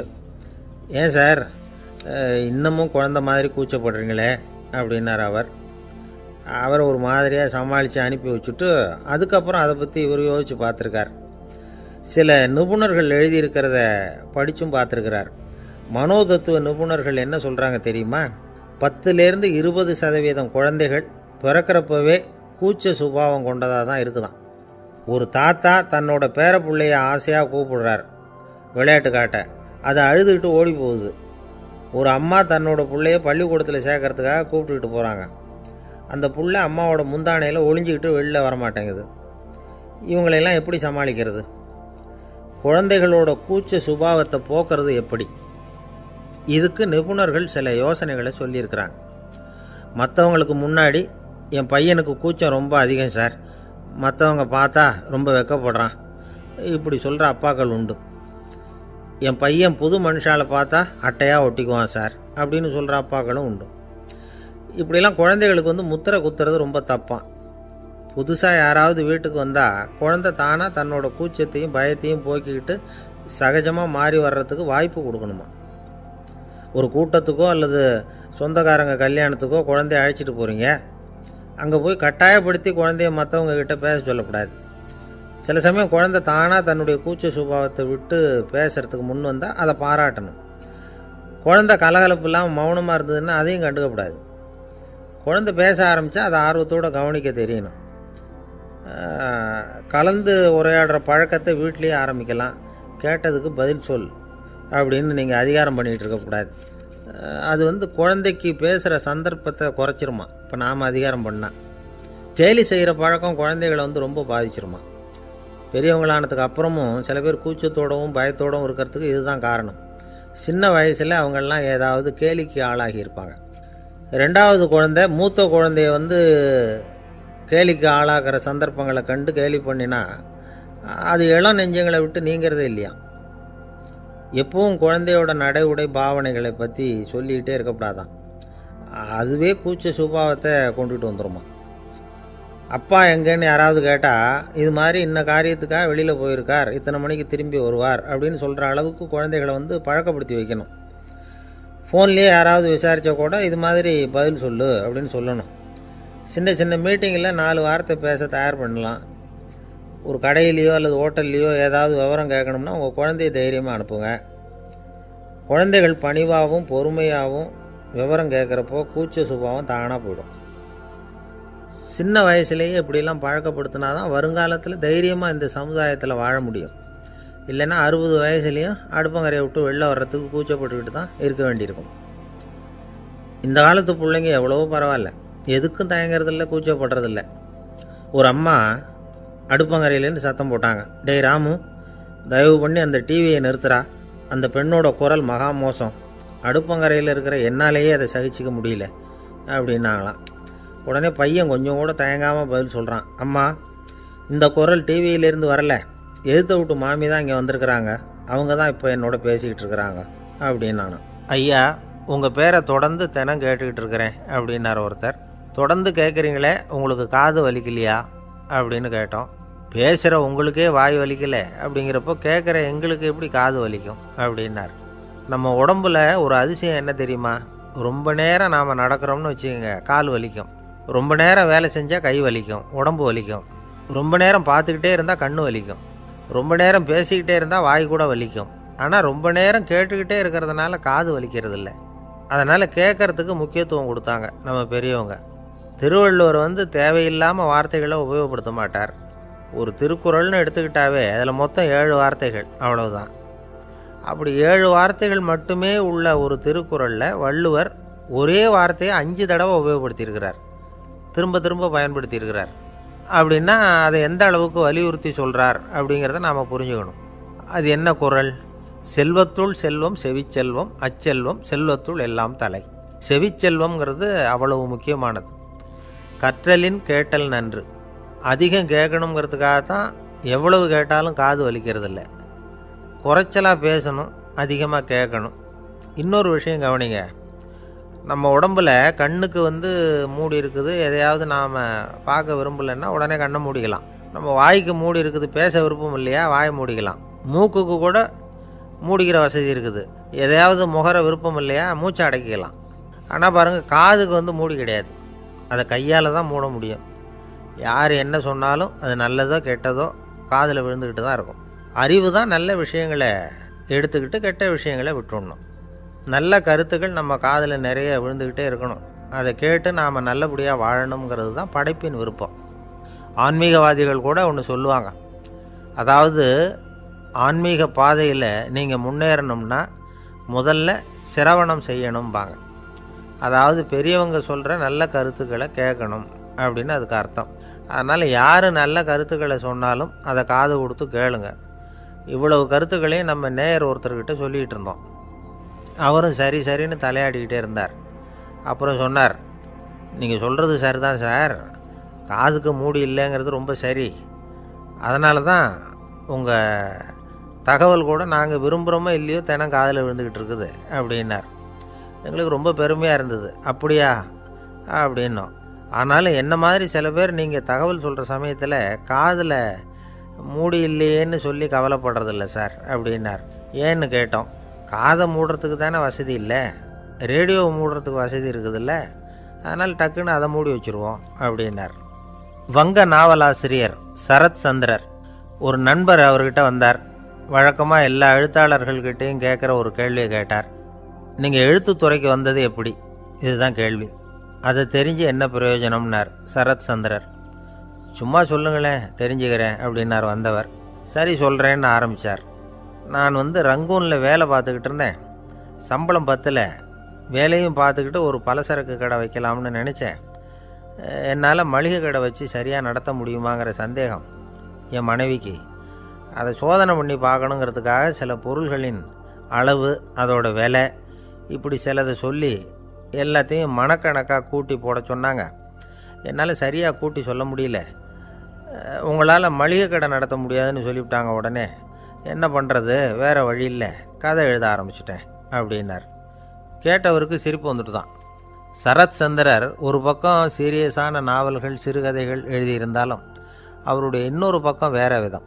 நண்பர்கள்கிட்ட பேசும்பொழுதும் சரி, அவர்களுக்கு கடிதங்கள் எழுதும்போதும் சரி, கேலியும் கிண்டலும் நகைச்சுவை உணர்வும் அதிகமாக இருக்கும். காந்திஜி ஒரு சமயம் கல்கத்தாவுக்கு வந்திருந்தார். தேசபக்தர்கள் பல பேர் அவர்கிட்ட பேசிக்கிட்டு இருந்தாங்க. அப்போது சரத் சந்திரரும் அங்கே இருந்தார். கிரண் சங்கர் ராய் அப்படிங்கிறவரும் அங்கே இருந்தார். அவர் சொன்னாராம், காந்திஜியோட பழகிய முதல் வங்காளி நான் தான். போயர் யுத்த காலத்தில் இவர் லண்டனுக்கு வந்திருந்தப்போ என்கிட்ட தான் வங்காள மொழி கற்றுக்கிட்டார் அப்படின்னாராம். உடனே சரத் சந்திரர் காந்திஜியை பார்த்து, இவர் உங்களுக்கு வங்காள மொழி கற்றுக் கொடுத்தது உண்மைதானா அப்படின்னாராம். ஆமான்னாராம் காந்தி. அதனால தான் உங்களால் வங்காள மொழி கற்றுக்க முடியல அப்படின்னாராம். எல்லாரும் சிரித்தாங்களாம். சரத் சந்திரர் சாம்தாபேர் அப்படிங்கிற கிராமத்தில் தங்கியிருந்தார். ஒரு இலக்கிய நிகழ்ச்சியில் கலந்துக்கிறதுக்காக. அதுக்காக ஒரு கல்கத்தாவுக்கு போக வேண்டிய சூழ்நிலை. அதுக்காக புறப்பட்டார். அந்த சமயத்தில் பின்னாடி இருந்து யாரோ அவரை கூப்பிட்டாங்க. இப்படி கூப்பிட்டவரை பார்த்து இன்னொருத்தர் யாரோ அதட்டி இருக்கிறாங்க. போகிறவரை ஏன் இப்படி கூப்பிடுறீங்க அப்படின்னு. ஏன் கூப்பிட்டா என்னன்னு கேட்டிருக்கார் சரத் சந்திரர். புறப்படுறவங்கள பின்னாடி இருந்து கூப்பிடுறது அபசகுனம், போகிற இடத்துல ஏதாவது ஆபத்து வரலாம் அப்படின்னு அதுக்கு விளக்கம் கொடுத்துருக்கிறார் அவர். உடனே சரத் சந்திரர் சொன்னாராம், இதோ இவங்க என்னை இலக்கிய கூட்டத்துக்கு அழைச்சிட்டு போகிறாங்களே, இதை விட வேறு என்ன ஆபத்து வந்துட போகுது அப்படின்னாராம். இப்படி சரத் சந்திரருக்கு இயல்பாகவே நகைச்சுவை உணர்வு உண்டு. அவருடைய நண்பர் ஒருத்தர் வீட்டுக்கு கூப்பிட்டுருந்தார். அங்கே ஒரு கச்சேரிக்கு ஏற்பாடு பண்ணியிருந்தாங்க. சரத் சந்திரருக்கு இயல்பாகவே கச்சேரியில் நீண்ட ஆலோசனையெல்லாம் கேட்குறதுக்கு பொறுமை இருக்காது. அதனால் மெதுவாக பாட போகிறவர் எப்படி அப்படின்னு கேட்டிருக்கார். அவருக்கு ரொம்ப நல்லா பாட தெரியும் அப்படின்னு சொல்லியிருக்கிறாங்க. அதுக்கு சரத் சந்திரர், பாட தெரியுங்கிறது சரி, பாட்டை நிறுத்த தெரியுமா அதை சொல்லுங்கள் முதல்ல அப்படின்னாராம். கங்கைக்கரை தோட்டம் பக்கத்தில் ஒரு ஆசிரமம், அங்கே ஒரு பெரியவர் தங்கியிருக்கிறார். அவர் தான் ராமகிருஷ்ண பரமஹம்சர். அந்த ஆசிரமம் இருந்த இடம் கரக்பூர். வங்காளத்தில் பொதுவாக எல்லோரும் மீன் சாப்பிட்றது உண்டு. கங்கையில் குளிச்சுட்டு கையில் ஒரு மீனோடு வர்றது வழக்கம். இவர் இருக்கிற இடத்துக்கு கங்கையில் படகு வழியாக வரணும். அப்படி தான் எல்லோரும் வருவாங்க. வர்றவங்கள ஒன்று கூட்டி ஆன்மீக விஷயங்களை பற்றி பேசிக்கிட்டு இருப்பார். ஒவ்வொரு நாள் ஒவ்வொருத்தர் நகரத்துக்கு போகணும். வரும்பொழுது மீன் கொண்டுக்கிட்டு வரணும். அதுக்கு ஒரு அட்டவணையே உண்டு ஆசிரமத்தில். அது பிரகாரம் ஒரு நாள் சுவாமி யோகானந்தர் படகில் போனார். படகை செலுத்தினவங்க ராமகிருஷ்ணரையும் சுவாமி யோகானந்தரையும் மற்றவங்களையும் பித்தர்கள் அப்படின்னு சொல்லி ஏளனமாக பேசினாங்க. அவங்க என்ன பைத்தியம் பிடிச்சவங்க அப்படிங்கிறது மாதிரி. சுவாமி யோகானந்தருக்கு ரொம்ப மென்மையான இதயம். இவங்க இப்படி கண்ணாபின்னான்னு பேசுகிறத பார்த்தா மீனை வாங்கிட்டு திரும்புகிறப்போ என்ன நடக்குமோ அப்படிங்கிற பயம் வேறு வந்துட்டுது அவருக்கு. அவ்வளவு மென்மையானவர். இதை தெரிஞ்சுக்கிட்ட ராமகிருஷ்ணர், யோகானந்தா இங்கே வா அப்படின்னு கூப்பிட்டார். இவர் கண்ணீரை தொடச்சிக்கிட்டே கிட்ட போனார். சொன்னார், ஐயா, படகு ஓட்டுறவங்க உங்களை பற்றி மோசமாக பேசுகிறாங்க. என்ன திட்டினா பரவாயில்ல, ஆனால் உங்களை அவங்க திட்டுறாங்க. அதை என்னால் தாங்கிக்க முடியல அப்படின்னார். இதை கேட்டதும் ராமகிருஷ்ணருக்கு கோபம் வந்துட்டு தான். என்னது, உன்னுடைய குருவை பற்றி அவங்க மோசமாக பேசும்பொழுது நீ சும்மா இருந்தியா? வெளியில் போ அப்படின்னு விட்டார். குரு நிந்தனை செய்கிறப்போ அதை கேட்டுக்கிட்டு சும்மா இருக்கலாமா? குரு நிந்தனையை கேட்டால் பாவம் இல்லையா? என்னை தூற்றும் போது அவங்க பாவம் செய்கிறாங்க. அதை கேட்டுக்கிட்டு நீ சும்மா இருந்தால் நீயும் பாவம் செய்கிற அப்படின்னாராம். அடுத்த நாள் சுவாமி நிரஞ்சனானந்தர் போக வேண்டிய நாள். இவர் படகுல போகும்பொழுதும் அதே மாதிரி நடந்து தான். அவங்க மோசமாக பேச ஆரம்பித்தாங்க, திட்ட ஆரம்பித்தாங்க. அப்படி கேலி பண்ண ஒருத்தனை இவர் என்ன பண்ணார், பலார்னு கன்னத்தில் அரைஞ்சிட்டார். இன்னொருத்தனை கங்கையில் தூக்கி எறியறதுக்கும் தயாராகிட்டார். அதுக்கப்புறம் அவங்க யாரும் வாயை திறக்கலை. மீன் வாங்கிட்டு வர்றப்பவும் படகுல ஒரே அமைதி. அவ்வளவு பயம் அவங்களுக்கு. ராமகிருஷ்ணர் கூப்பிட்டு விசாரித்தார் என்ன நடந்ததுன்னு.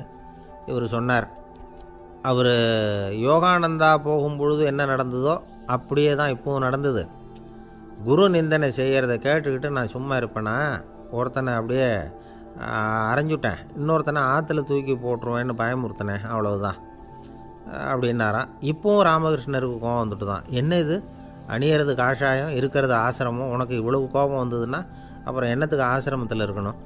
பிரம்மச்சாரி எப்பவும் அமைதியாக இருக்கணும் அப்படின்னு அறிவுரை சொன்னாராம் ராமகிருஷ்ணர். அப்போ இவர் கேட்டாராம், ஏங்க அவருக்கு ஒரு விதமான அறிவுரை சொன்னீங்க, எனக்கு வேறு விதமாக அறிவுரை சொல்கிறீங்க, இதில் எது உண்மை அப்படின்னு கேட்டிருக்கார். இதுக்கு ராமகிருஷ்ணர் சொன்ன பதில் என்னென்னா, அட அசடே, சக்கரத்தில் காற்று அதிகமாக இருந்தால் குறைக்கணும், குறைச்சலாக இருந்தால் கூட்டணும். அவன் சாது, அவனுக்கு அதிக உணர்ச்சி தேவை, உனக்கு படபடப்பு அதிகம், உனக்கு பொறுமை தேவை அப்படின்னாராம். இதில் உள்ள கருத்து என்னென்னா, கல்விங்கிறது எப்படின்னா அதை சூழ்நிலைக்கு தகுந்த மாதிரி கற்பிக்கணும். எல்லாருக்கும் ஒரே மாதிரி கற்பிக்கக்கூடாது. கேட்குறவர் தகுதி, புரிஞ்சுக்கிற திறமை, இதை பொறுத்து கல்வி அமையணும். ஆரம்ப காலத்தில் ஒரு குரு, அப்போ ஒரு சீடன் இருந்தான். அது வேடிக்கையான குரு, வேடிக்கையான சீடன். ஒரு ஆசிரமம். ஒரு நாள் ஒருத்தன் அவசரமாக அந்த குருவை தேடி வந்திருக்கிறான். என்ன விஷயம்னு விசாரித்தார் குரு. உங்கள் சீடர் என்னை அடிச்சுட்டார் அப்படின்னு புகார் பண்ணானான் அந்த ஆள். குரு சீடனை கூப்பிட்டார். அடிச்சியா இந்த ஆளை அப்படின்னு கேட்டாரான். ஆமான் இருக்கான் சீடன்.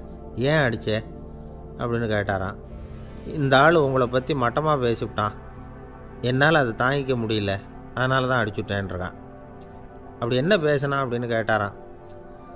உன்னுடைய குருநாதர் இப்போல்லாம் அர்த்தமில்லாமல் பேச ஆரம்பிச்சுட்டார் அப்படின்னு சொல்லிவிட்டான், அதனால தான் அடிச்சுட்டேன் அப்படின்னானா. அதுக்காக அடித்தே அப்படின்னாரான். நான் அதுக்காக அடிக்கலை குருவே, இப்போல்லாம் நீங்கள் அர்த்தம் இல்லாமல் பேசுகிறதாக அவன் சொல்கிறான் அப்படின்னா இதுவரைக்கும் நீங்கள் அர்த்தத்தோடு பேசினதாகத்தானே அர்த்தம், அது தப்பு தானே, அதனால தான் அடித்தேன் அப்படின்னானா. ஒரு பெரியவர் உட்கார்ந்துருக்கிறார். அவரை சுற்றி அவருடைய தோழர்கள் உட்காந்துருக்கிறாங்க. ஏதோ ஒரு முக்கியமான செய்தியை அவர் அவங்களுக்கு சொல்லிகிட்டு இருக்கிறார். அவங்களும் ஆர்வமாக கேட்டுக்கிட்டு இருக்கிறாங்க. இந்த சமயத்தில் யாரோ ஒரு ஆள் வேகமாக அங்கே வர்றார். வர்ற வேகத்திலேயே எனக்கு ஏதாவது உதவி செய்யுங்க அப்படின்னு கேட்டுக்கிட்டே வர்றார். கேட்குறது உதவி, ஆனால் குரல் மிரட்டுறது மாதிரி இருக்குது, அதட்டி கேட்குறது மாதிரி இருக்குது. இதை கேட்டதும் அந்த பெரியவர் ஆத்திரப்படலை. ஆனால் அவரை சுற்றி இருந்தவங்க ஆத்திரப்பட்டாங்க. இதை பெரியவர் கவனித்தார். கொஞ்சம் அமைதியாக இருங்கன்னார். வந்தவரை கூப்பிட்டார். அவருக்கு சில பொருள்களை கொடுத்தார். என்னங்க இப்போ உங்களுக்கு மகிழ்ச்சி தானே அப்படின்னார். ஆ அப்படின்னு அலட்சியமாக அவர் சொல்கிறார். நான் உங்களை நல்ல முறையில் நடத்தினேன்னா அப்படின்னு கேட்குறாரு அவர் மறுபடியும். அதெல்லாம் ஒன்றும் இல்லை அப்படின்னு சொல்லி அவர் சொல்லிகிட்டு இருக்கிறாரு. குரலில் கடுமை குறையில. சுற்றி இருந்தவங்களால் இதை பொறுத்துக்க முடியல. கோபத்தோடு அவரை நோக்கி நெருங்க ஆரம்பித்தாங்க. பெரியவர் அவங்களையெல்லாம் தடுத்து நிறுத்தினார். வந்தவரை வாங்க என்னோட அப்படின்னு சொல்லி அழைச்சிட்டு போனார். வீட்டுக்கு போனார். அங்கே போனதும் இன்னும் சில பொருள்களை எடுத்து அவர்கிட்ட கொடுத்தார். இப்போ திருப்தி தானே, நான் உங்ககிட்ட நல்ல முறையில் நடந்துக்கிட்டேனா அப்படின்னார். அவர் முகம் இப்போ தான் கொஞ்சம் மலர்ந்தது. ரொம்ப நன்றி, இறைவன் உங்கள் குடும்பத்துக்கு எல்லா நன்மைகளையும் செய்வான் அப்படின்னு சொன்னார். இதே வார்த்தைகளை என்னுடைய தோழர்கள்கிட்டே சொல்லிட்டீங்கன்னா அவங்க கோபம் தணிஞ்சிரும். வர முடியுமான்னார். கண்டிப்பாக வர்றேன் அப்படின்னாரு. மறுநாள் காலையில் அந்த இடத்துக்கு வந்தார். அதே மாதிரி சொல்லிவிட்டு அவர் போயிட்டார். தோழர்கள்லாம் ரொம்ப வியப்போடு பெரியவரை பார்த்தாங்க. அந்த பெரியவர் தான் நபிகள் நாயகம். அவர் சொன்னார், ஒருத்தன் ரொம்ப ஆசையாக ஒரு ஒட்டகத்தை வளர்த்துக்கிட்டு வந்தான். ஒரு நாள் அந்த ஒட்டகம் கயத்தை அறுத்துக்கிட்டு ஓடி போயிட்டுது. அக்கம் பக்கத்தில் இருக்கிறவங்கெல்லாம் அந்த ஒட்டகத்தை பிடிக்கிறதுக்கு முயற்சி பண்ணாங்க. அதை துரத்திக்கிட்டு ஓடினாங்க. ஒட்டகம் தாறுமாறாக ஓட ஆரம்பிச்சுது. இந்த சமயத்தில் ஒட்டகத்தை வளர்த்தவன் அங்கே ஓடி வந்தான். நீங்கள் அதை ஒன்றும் செய்ய வேணாம், விட்டுருங்க. அதோட சுபாவம் எனக்கு நல்லா தெரியும். அதை சுலபமாக என்னோடய வழிக்கு கொண்டுட்டு வந்துட முடியும். நான் பார்த்துக்கிறேன், விட்டுருங்கோ அப்படின்னா. எல்லாரும் விலகி போயிட்டாங்க. இவன் என்ன செஞ்சான் தெரியுமா? கொஞ்சம் புல்லை கையில் எடுத்துக்கிட்டு அந்த ஒட்டகத்தை நெருங்கினான். அவ்வளவுதான். அது ஓடி இவன் காலடியில் உட்காந்துக்கிட்டது. செல்லமாக அதை அப்படியே தடவி கொடுத்தான். முதுகில் ஏறி உட்காந்துக்கிட்டான். அது பாட்டுக்கு சாதுவாக நடந்து போகுது. இந்த கதையை நபிகள் நாயகம் தம்முடைய தோழர்களுக்கு சொல்கிறார். ஒட்டகத்தை மட்டும் இல்லை, சில மனிதர்களையும் கூட சில விதத்தில் அணுகி தான் அவர்களை சீர்திருத்த வேண்டியிருக்குது அப்படிங்கிறத அவங்களுக்கு உணர்த்தினார். இது ஒரு அழகான உளவியல் அணுகுமுறை. சில குடும்ப தலைவர்கள் கூட இந்த ஒட்டகம் மாதிரி நடந்துக்கிறது உண்டு. அப்புறம் அடங்கி போகிறதும் உண்டு. ஒரு குடும்ப தலைவர் காலையில் எழுந்திரிச்சதுலேருந்து சத்தம் போட்டு கத்திக்கிட்டு இருப்பார். பக்கத்தில் இருந்தவங்கெல்லாம் ஓடி போய் சமாதானம் பண்ணி பார்த்தாங்க. அவர் ஓயறது மாதிரி தெரியல. கடைசியில் அவர் மனைவி வந்தாங்க. நீங்கள் எல்லாம் விலகி போயிடுங்க, அவர் சுபாவம் எனக்கு தெரியும், நான் பார்த்துக்கிறேன் அப்படின்னாங்க. சரின்னு எல்லோரும் போயிட்டாங்க. சாயந்தரமாக பார்க்குறாங்க, அவர் சத்தம் இல்லாமல் ஒரு மூலையில் உட்காந்துருக்கிறார். ரொம்ப சாதுவா. ஆச்சரியமாக இருந்தது. என்னம்மா பண்ணீங்கன்னு கேட்டாங்க. அது ஒன்றும் இல்லைங்க, ஒரு வேளை சாப்பாட்டை நிறுத்தினேன், பட்னி போட்டேன், அவ்வளவுதான் அப்படின்னாங்க அந்த அம்மா. ஒரு ராஜா ஊரெல்லாம் சுற்றி பார்த்துட்டு வரலாம்னு ஒரு நாள் புறப்பட்டு போனார். ஒரு இடத்துல தறி நெசவு வேலை ரொம்ப மும்முரமாக நடந்துக்கிட்டு இருந்தது. ஒரு பெரியவர் தறியால் நெசவு வேலை செஞ்சுக்கிட்டு இருந்தார். பக்கத்தில் ஒரு அழகான பொண்ணு உட்காந்து நூலை சுற்றிக்கிட்டு இருக்குது. ராஜா அந்த பெரியவரை பார்த்து யார் இந்த பொண்ணுன்னு விசாரித்தார். ராஜா அப்படி கேட்டதும் அவருக்கு ரொம்ப பெருமையாக போயிட்டுது. ஏன்னா உட்காந்துருந்தது அவரோட மகள். அரசே, இது என்னுடைய மகள். இவ வேகமாக நூல் தெரிக்கக்கூடியவள். வைக்கோலை எடுத்து இவ தெரிச்சா கூட அது எல்லாம் பவுனிழையாக வெளியில் வரும் அப்படின்னு ஒரு ராசி இவளுக்கு அப்படின்னு ரொம்ப பெருமையாக ராஜா கிட்ட சொன்னார். ராஜா இதை கேட்டதும் அசந்துட்டார். அப்படியா, இவ்வளவு அழகும் சாமர்த்தியமும் உள்ள இந்த பொண்ணு என்னோட வரட்டுமே, இவளை என் மருமகளாக ஆக்கிக்கிறேன் அப்படின்னார் ராஜா. அந்த பெரியவருக்கு ஒன்றும் புரியல. ஏதோ கொஞ்சம் பெருமையாக சொல்ல போக அது இப்படி ஆகிட்டுதே அப்படின்னு கவலைப்பட்டார். இருந்தாலும் ராஜா பேச்சை தட்ட முடியுமா? மகளை அனுப்பி வச்சுட்டார். ராஜா அந்த பொண்ணை அரண்மனைக்கு அழைச்சிட்டு வந்தார். அங்கே ஒரு அறையில் வச்சு பூட்டி விட்டார். அந்த ரூமு நிறைய வைக்கோலை கொண்டாந்து போட்டு அடைச்சாங்க. 3 ராட்டைகள் வேறு வச்சுருந்தாங்க. நாளைக்கு பொழுது விடியறதுக்குள்ளே நீ இந்த வைக்கோலையெல்லாம் தங்க இழைகளாக மாற்றி காட்டணும். நாளைக்கு காலம்புற நான் இந்த அறை கதவை திறப்பேன். உன் தகப்பன் சொன்னது மாதிரி எல்லாம் தங்கமாக மாறி இருக்கணும், இல்லைன்னா நீ உயிர் தப்ப முடியாது அப்படின்னு உத்தரவு போட்டார். பாவம் அந்த பொண்ணு என்ன பண்ணும், பகல் பூரா அழுதுகிட்டே உட்காந்துருக்குது. ராத்திரி பூராவும் தூக்கம் வரல. மறுநாள் அதிகாலை நேரத்தில் யாரோ கதவை தட்டுற சத்தம் கேட்டுது.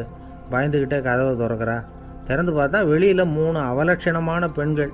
ஒருத்திக்கு கால் அகலமாக முறை மாதிரி இருக்குது, இன்னொருத்திக்கு கட்டை விரல் கரண்டி மாதிரி பெருசாக இருக்குது, 3ஆவது பொண்ணுக்கு உதடு தடித்து ரப்பர் மாதிரி தொங்கிக்கிட்டு இருக்கு. யார் நீங்கள், உங்களுக்கு என்ன வேணும் அப்படின்னு கேட்குது இந்த பொண்ணு. நாங்கள் உங்களுக்கு உதவி செய்கிறதுக்கு தான் வந்திருக்கிறோம் அப்படின்னு சொல்லி உள்ளே வந்தாங்க. உட்காந்தாங்க. கொஞ்ச நேரத்துக்குள்ளே உள்ளே இருந்த வைக்கோலையெல்லாம் தங்க இழைகளாக மாற்றி கொடுத்துட்டு போயிட்டாங்க. காலையில் ராஜா வந்தார், பார்த்தார். ஆகா பேஷுனார். இன்னும் கொஞ்சம் வைக்கோலை கொண்டாந்து அந்த ரூமில் போட சொன்னார். இந்த வைக்கோலையும் இன்றைக்கி தங்கமாக மாற்றிவிடு, நாளைக்கு மறுநாள் உனக்கும் இளவரசனுக்கும் கல்யாணம்னு சொல்லிவிட்டார். இன்றைக்கி ராத்திரி அந்த 3 பொண்ணுங்களும் வந்தாங்க. வைக்கோலை பொண்ணு இழைகளாக மாற்றினாங்க, புறப்பட்டாங்க. இந்த பொண்ணு அவங்க காலில் விழுந்து வணங்கினா. என் உசுரை காப்பாற்றினீங்க, உங்களுக்கு நான் என்ன கைமாறு செய்ய போகிறேன் அப்படின்னா. பயப்படாத, நீ விரும்பினா எங்களுக்கு ஒரு உதவி செய்யலாம். உன்னுடைய கல்யாணத்துக்கு நாங்கள் 3 பேரும் வரோம். நீ எங்களை வரவேற்று ராஜாக்கிட்டேயும் இளவரசர்கிட்டையும் நாங்கள் உன்னோட பெரியப்பா பொண்ணுங்கன்னு சொல்லி அறிமுகப்படுத்தி வை, நாங்கள் விருந்து சாப்பிட்டுட்டு போயிடுறோம் அப்படின்னாங்க. ரொம்பவும் சந்தோஷமாக சரின்னு ஒத்துக்கிட்டா. கல்யாண நாள் வந்தது. கல்யாணம் ரொம்ப கோலாகலமாக நடந்துக்கிட்டு இருக்கு. எல்லா தேசத்து ராஜா ராணிகளும் வந்துக்கிட்டு இருக்கிறாங்க. அந்த 3 அவலட்சணமான பொண்ணுங்களும் சேர்ந்தாங்க. யார் இவங்கன்னு கேட்டார் ராஜா.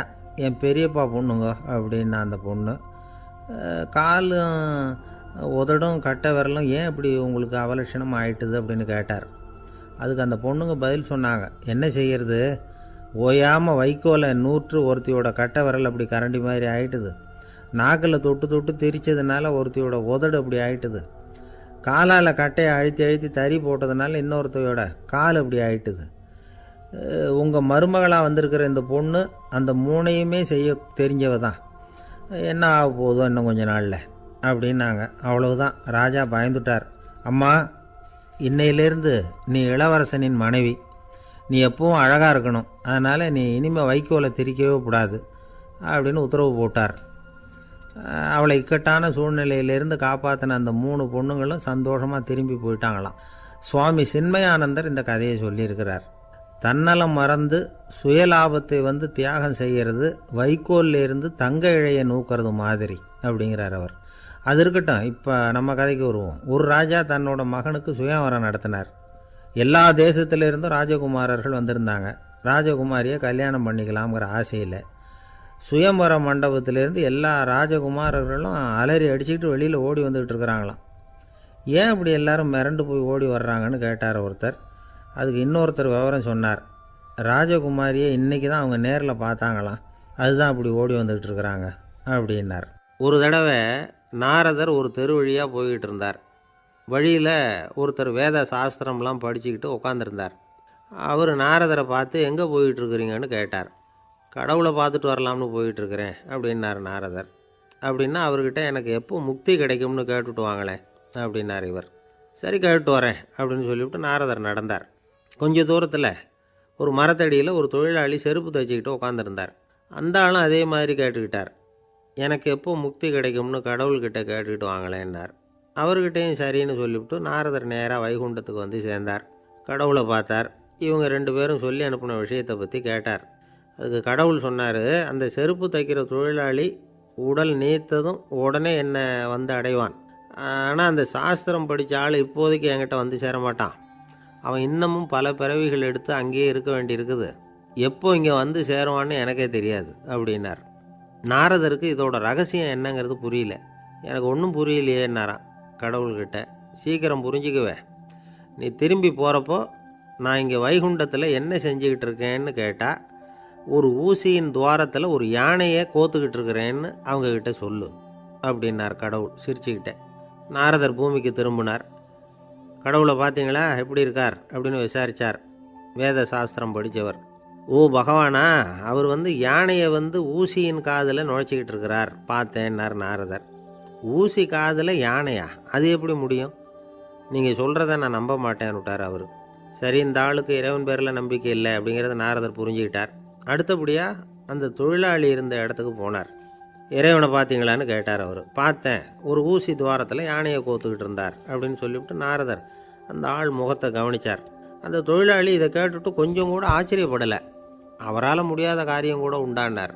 என்ன இப்படி சொல்கிற, ஊசியின் துவாரத்தில் யானையை கோக்க முடியும்னு நீ நம்புறியா அப்படின்னு கேட்டார் நாரதர். நிச்சயமாக நம்புகிறேன்னார் அவர். அது எப்படி அப்படின்னு கேட்டார் இவர். இதோ பாருங்கள், நான் இந்த ஆலமரத்தடியில் தான் தினமும் உட்காந்துருக்கிறேன். தினமும் இந்த மரத்திலிருந்து எவ்வளவோ பழம் கீழே விழுது. இந்த பழத்தில் இருக்கிற ஒவ்வொரு விதையிலேயும் உள்ள ஒரு ஆலமரம் இருக்குது. ஒரு சின்ன விதைக்குள்ள ஒரு பெரிய ஆலமரம் இருக்க முடியுங்கிறப்ப ஊசி துவாரத்தில் கடவுள் வந்து யானையை நுழைய வச்சாருங்கிறத ஒத்துக்கிறதுல என்ன கஷ்டம் இருக்குது அப்படின்னு ரொம்ப சர்வசாதாரணமாக பதில் சொன்னாராம் அந்த தொழிலாளி.